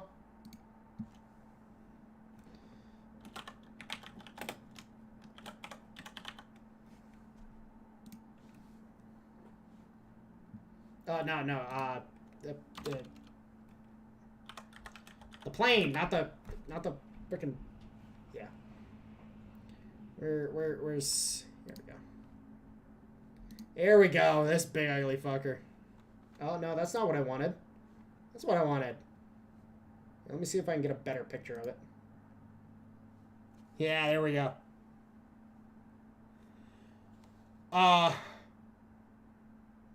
Athletic alcoholics flag. Yes.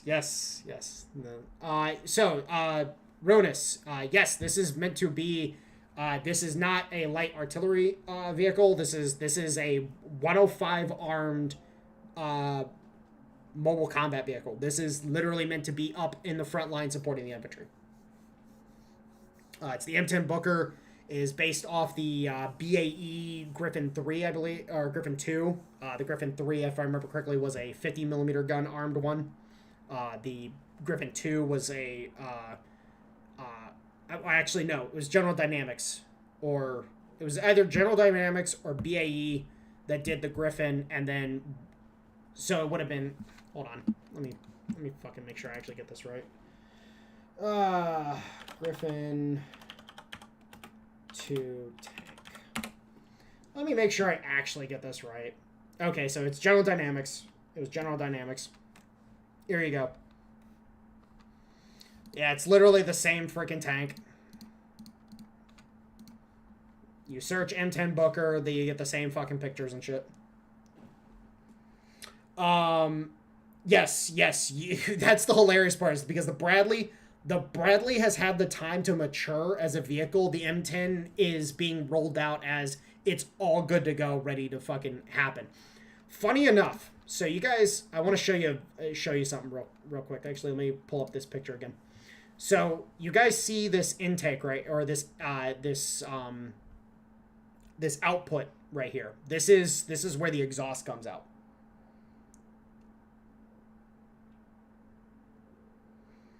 So this right here is the exhaust of the motor. The motor's up front here. And there is a coolant system that runs to the rear of the vehicle. So there's a coolant system back here that helps. There's a hose that runs along the side of the vehicle here. Mind you, I know this because I actually know people who worked on the project. There's a hose that runs through the vehicle along the sidewall to this system back here. Here's the problem. If that hose becomes damaged, it shuts the vehicle down. That single hose can shut down the entire vehicle. And the side armor is not enough to withstand anything bigger than a 50 cal. And actually, technically speaking, it's not even rated to withstand a 50 cal. A 14.5 millimeter cannon will go through the side of this thing. The British Mark 11 Ether, yes, the things are fucking massive. There's no reason to build a vehicle that big, especially a troop transport. You need to have them light, small, and fast as fuck. You cannot have a troop transport that big. It just makes it a target. And then Ruinous, the Bradley getting a 50 millimeter cannon. Yes, so here, let me pull up the Griffin 2 real quick. Or the Griffin 3, my bad. So this is... shite. Okay, hold on. Griffin 3. Or, what? Griffin 2, Griffin 3. Where's... Scale down. Okay, so... I would like a picture. Thank you. Image.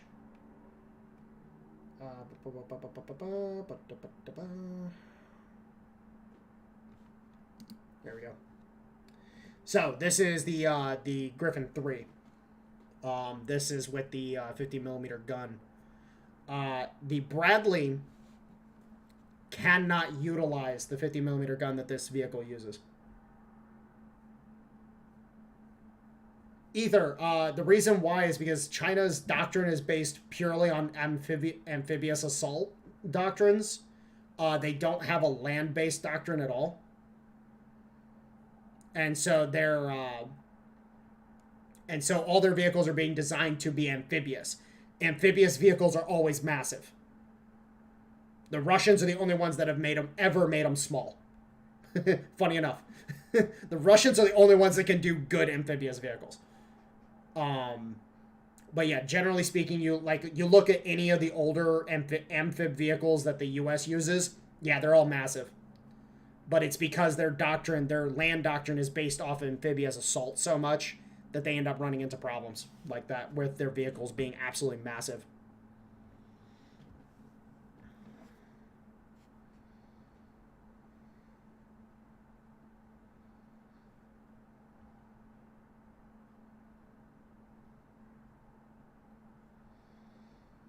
Hold on, sorry. Replying to people while also trying to play a game, while also trying to talk to you guys.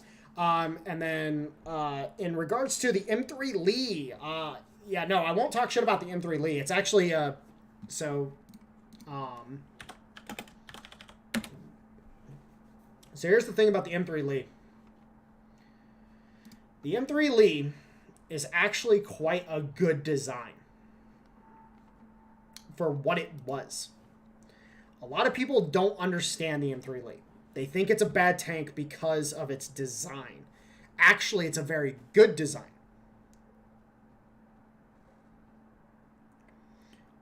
Give me a second, Ether. I'll comment on that because, yes, I'm very interested in that project because I love the BTR so much. It's actually one of my most favorite vehicles in the world. The M3 isn't actually a bad design. The problem with the M3 is it comes out of the interwar period. It was a bad design by World War II standards, where it was used. But if you go back into the interwar period, where the limited action that it did see, it was actually quite competent, because you had a large 75 millimeter gun that was perfect for popping open positions, but then you had a light 37 millimeter gun that was perfect for killing hard targets. And then the quantity of machine guns and other things like that really helped the design for what it was. But here's the thing. Here's the kicker when it comes to the M3 Lee. It laid the basis for the doctrine for armor design of the M4 Sherman. If you look at the slope front plate of the M3, you see that in the M4. And so the M3 Lee was a test bed It was a test bed. And yes, the Brits loved the M3 because it was very good on the Africa front. Very good. And it was because the M3 either it was operating in a direct line assaulting stuff, or it was operating in mountainous rocky terrain where the enemy had to stay in the front of it. And so the tank always had a good firing solution on whatever the fuck it was fighting. The M3 did great work in Africa. It did horrendous work in Italy, funny enough. It was a terrible tank in Italy, and that's because the mountainous terrain of central Italy was just not good for it. It was too heavy and too slow.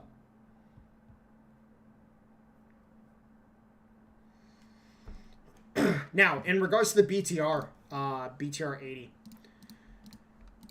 So, the BTR 80 is getting a massive,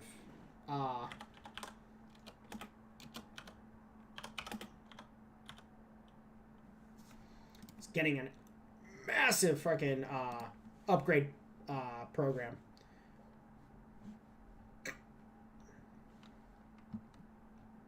Oh, let me see if I can find the stuff for it real quick.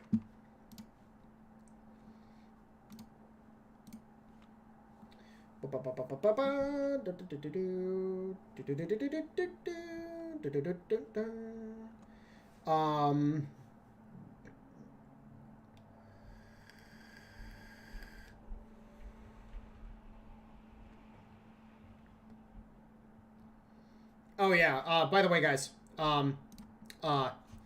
BTR with 120 mil mortar exists, and it will hurt you. I forgot this thing existed for a second, actually. Funny enough, but yeah, it will hurt you. It will hurt you. It will touch you, and it will hurt you. Shit, I'm not seeing the. Where's the stuff about the new upgrades that it's getting? Because here's the thing: is that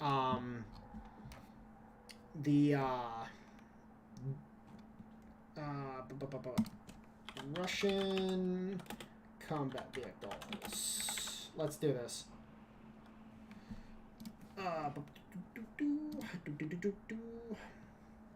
So there's several smaller vehicles that they're or light vehicles that they're developing right now.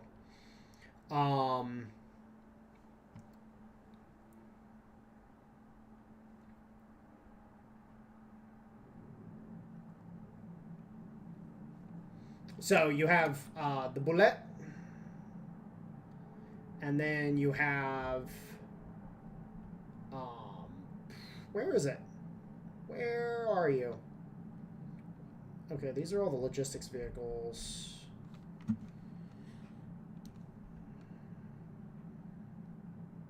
Hold on, I'd have to pull up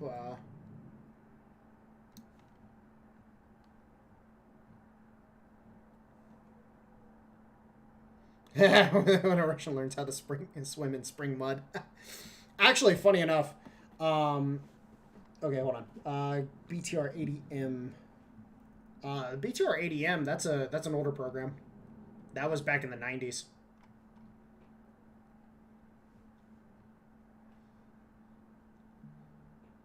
But actually, we'll just stay on this list. Just use this list to have some fun real quick. BTR 80 class, the one where one of them was refitted with a ship grade CWIS C. I believe you are referring to the SP ones. I do not believe the BTR 80 was experimented like that. It might have been a BTR 90. Hold on, give me a second.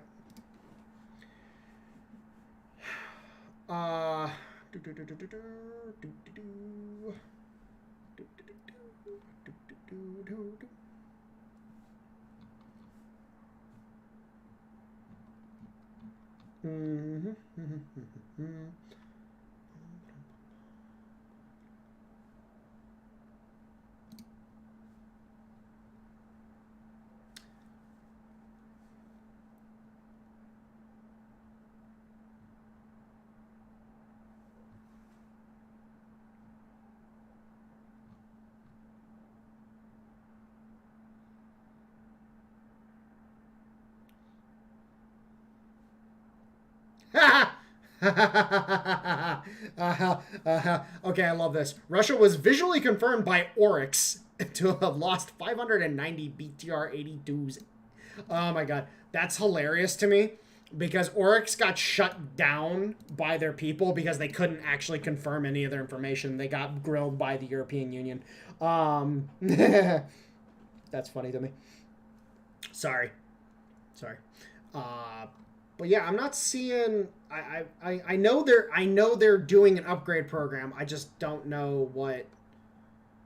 I just don't know what it's called, and I'd have to deep dive into it in order to figure it out.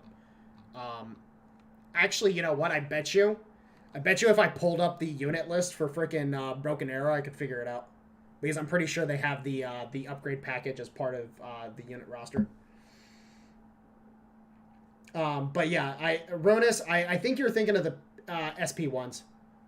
I'm pretty sure they did something like that with the SP1s, and it was just like a test bed.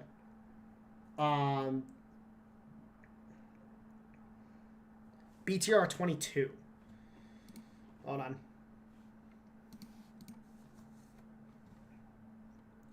BTR 22. I don't know what that one is.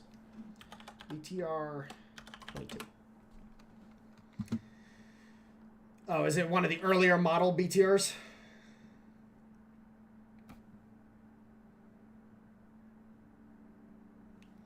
Wait. Hold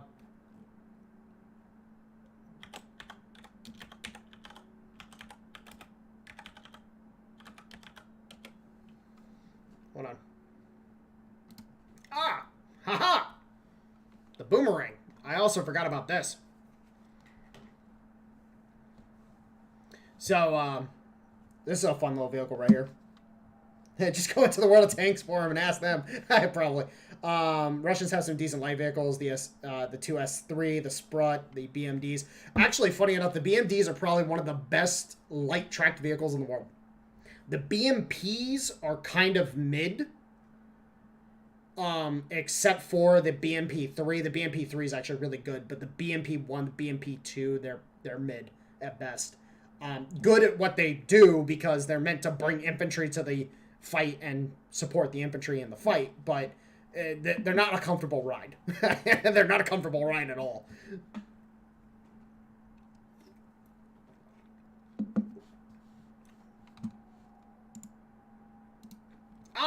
Okay, so we can talk about some other newer stuff that's coming out. So we'll actually throw the T-14 down here as well.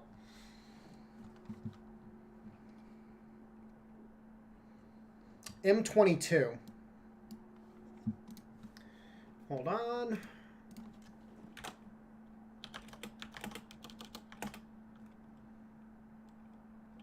Are we talking about the Locust? Are we talking about the Locust, General Cat?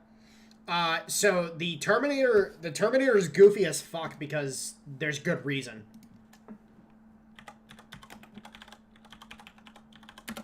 There's a good reason why the Terminator looks weird and goofy, and it's because for a good fucking reason. You do not have a man turret. Oh, the Locust. Yeah, the Locust with its two-man crew.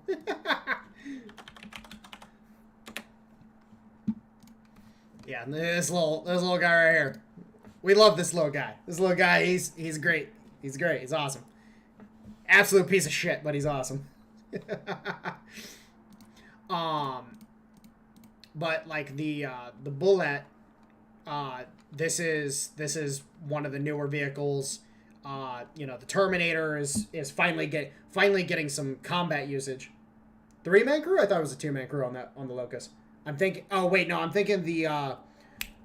There's another one, a British airborne tank that has a 2-man crew, if I remember correctly.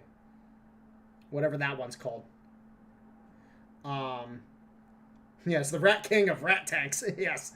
But the Terminator, what a lot of people, at least the M22 is better than the L333. Yes, you are correct.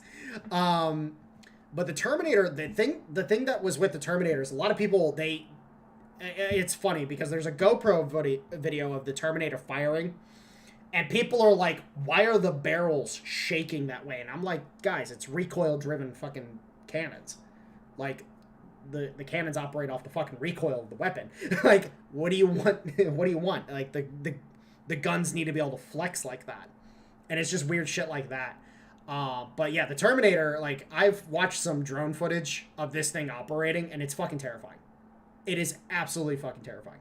I've watched so much fucking footage of the shit in Ukraine, and this is probably the scariest thing because it will literally level a forest. Like, it doesn't have any fucks to give. It will level a tree line. And then you, of course, have the Boomerang, which is a newer APC, striker-style APC. Mind you, it is an amphibious vehicle. It can go amphib.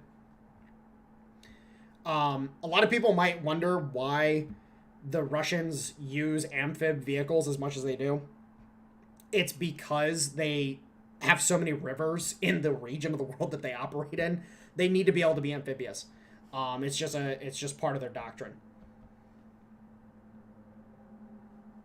The Russian 203 millimeter artillery piece.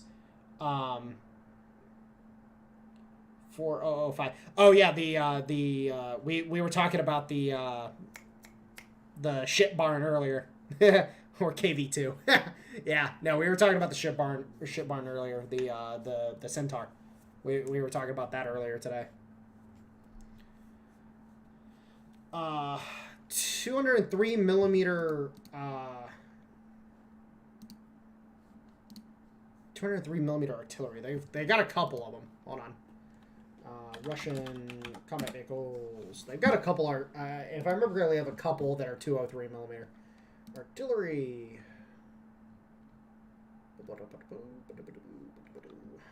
Okay, so you've got the Malka. I thought they had a couple heavier ones. Oh, okay, they don't. Okay, so you got the Malka, which is the 203. The rest of them are 252s. I thought they had a few more 203s.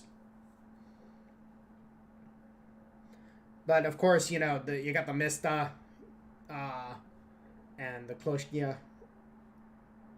which these right here are just absolutely terrifying. Tractor built into it or something else. The one with a tractor built into it is a vehicle.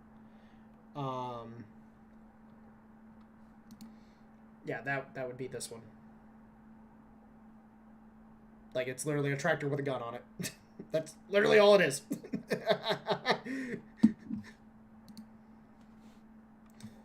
Like, that's basically what most self-propelled artillery are. Is they're a tractor with a gun.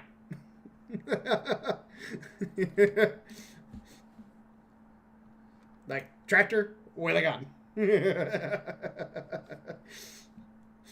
The gun leans off the back of them to stabilize, and then they fire.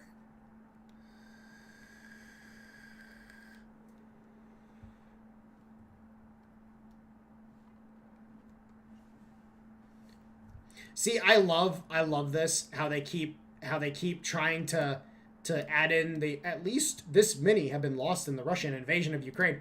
And it's like, yeah, you guys are literally throwing Oryx numbers in there. It's so funny. The rocket artillery tank. Which one? Are you talking about the TOS? The TOS? The TOS is absolutely terrifying. This is probably one of the most terrifying vehicles on the battlefield of the modern day.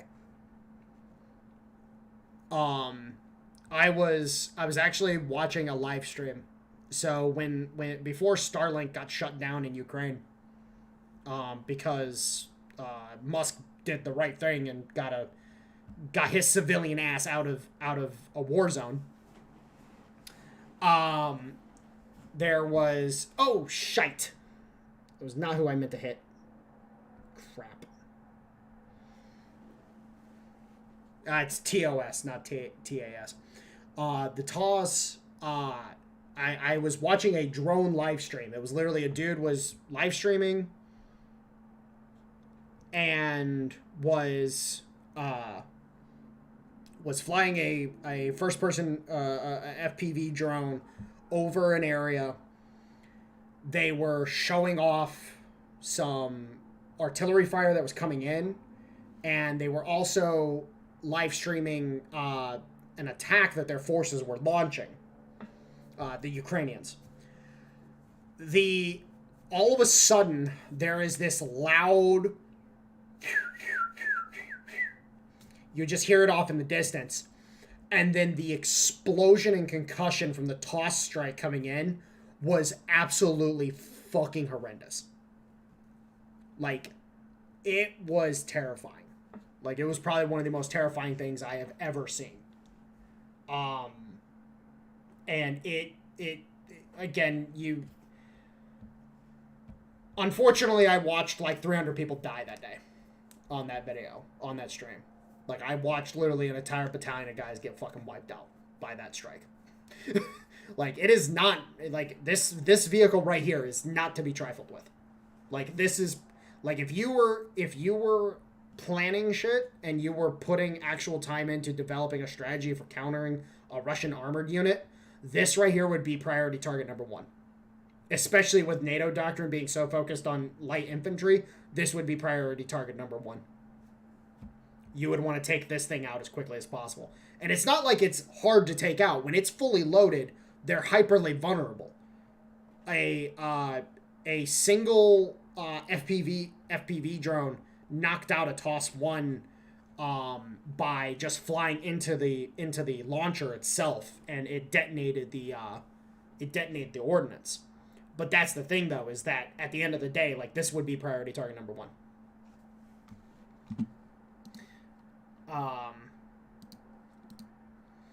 But yeah, so real quick, because I was actually curious on finding pictures of it. This is the T-15. This is the IFV that's based off the hull of the Armada, the T-14.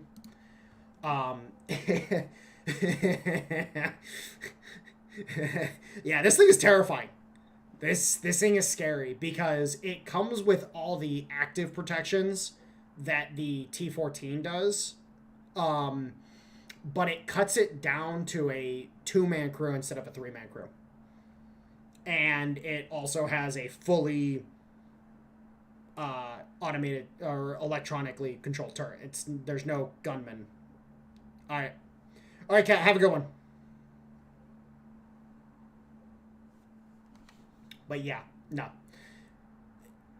This is the thing, is like, you look at designs of shit and you really just are like, oh hey, shit's funny. And then you realize, like, oh crap, do we actually know how to design stuff anymore? Again, the Brits don't know how to design a boat to save their lives. The Americans don't know how to design a tank to save their lives. And most people don't know how to design a plane anymore.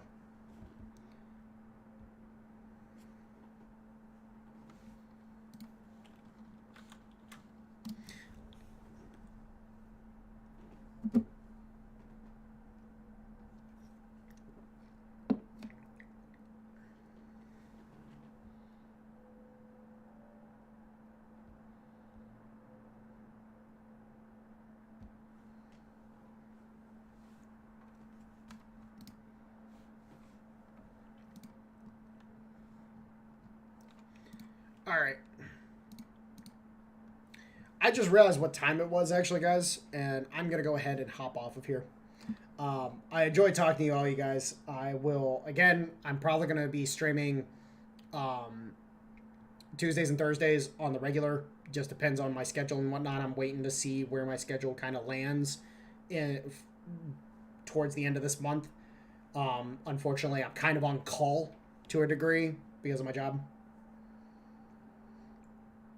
F-35s. Ether, I'll answer this real quick. F-35s. So the problem with the F-35 is that it seems like it's suffering from similar problems the F-22 did in its early days. The F-22 had a problem with its oxygen system, which was causing pilots to black out and lose control of the planes. And so, unfortunately, there's been a lot of issues like that. We believe that there's a similar issue, but with the electronics of the plane, where the electronics are causing a issue to happen with the oxygen system, which then is causing the pilots to black out. And then there's an emergency system that's built into the F-20 or the F-32 or F-35, my bad. Built into the F-35 to as an emergency, as a way to save the pilot, is that the pilot will be automatically ejected from the plane if the plane is going slow enough. Because again, if you're going supersonic, you can't eject from the plane. That's a thing that a lot of people don't know. If you're going supersonic, you cannot eject from the plane because the whiplash from the force will kill you. So it's guaranteed to die if you eject it supersonic. So you have to slow down in order to actually eject from a plane.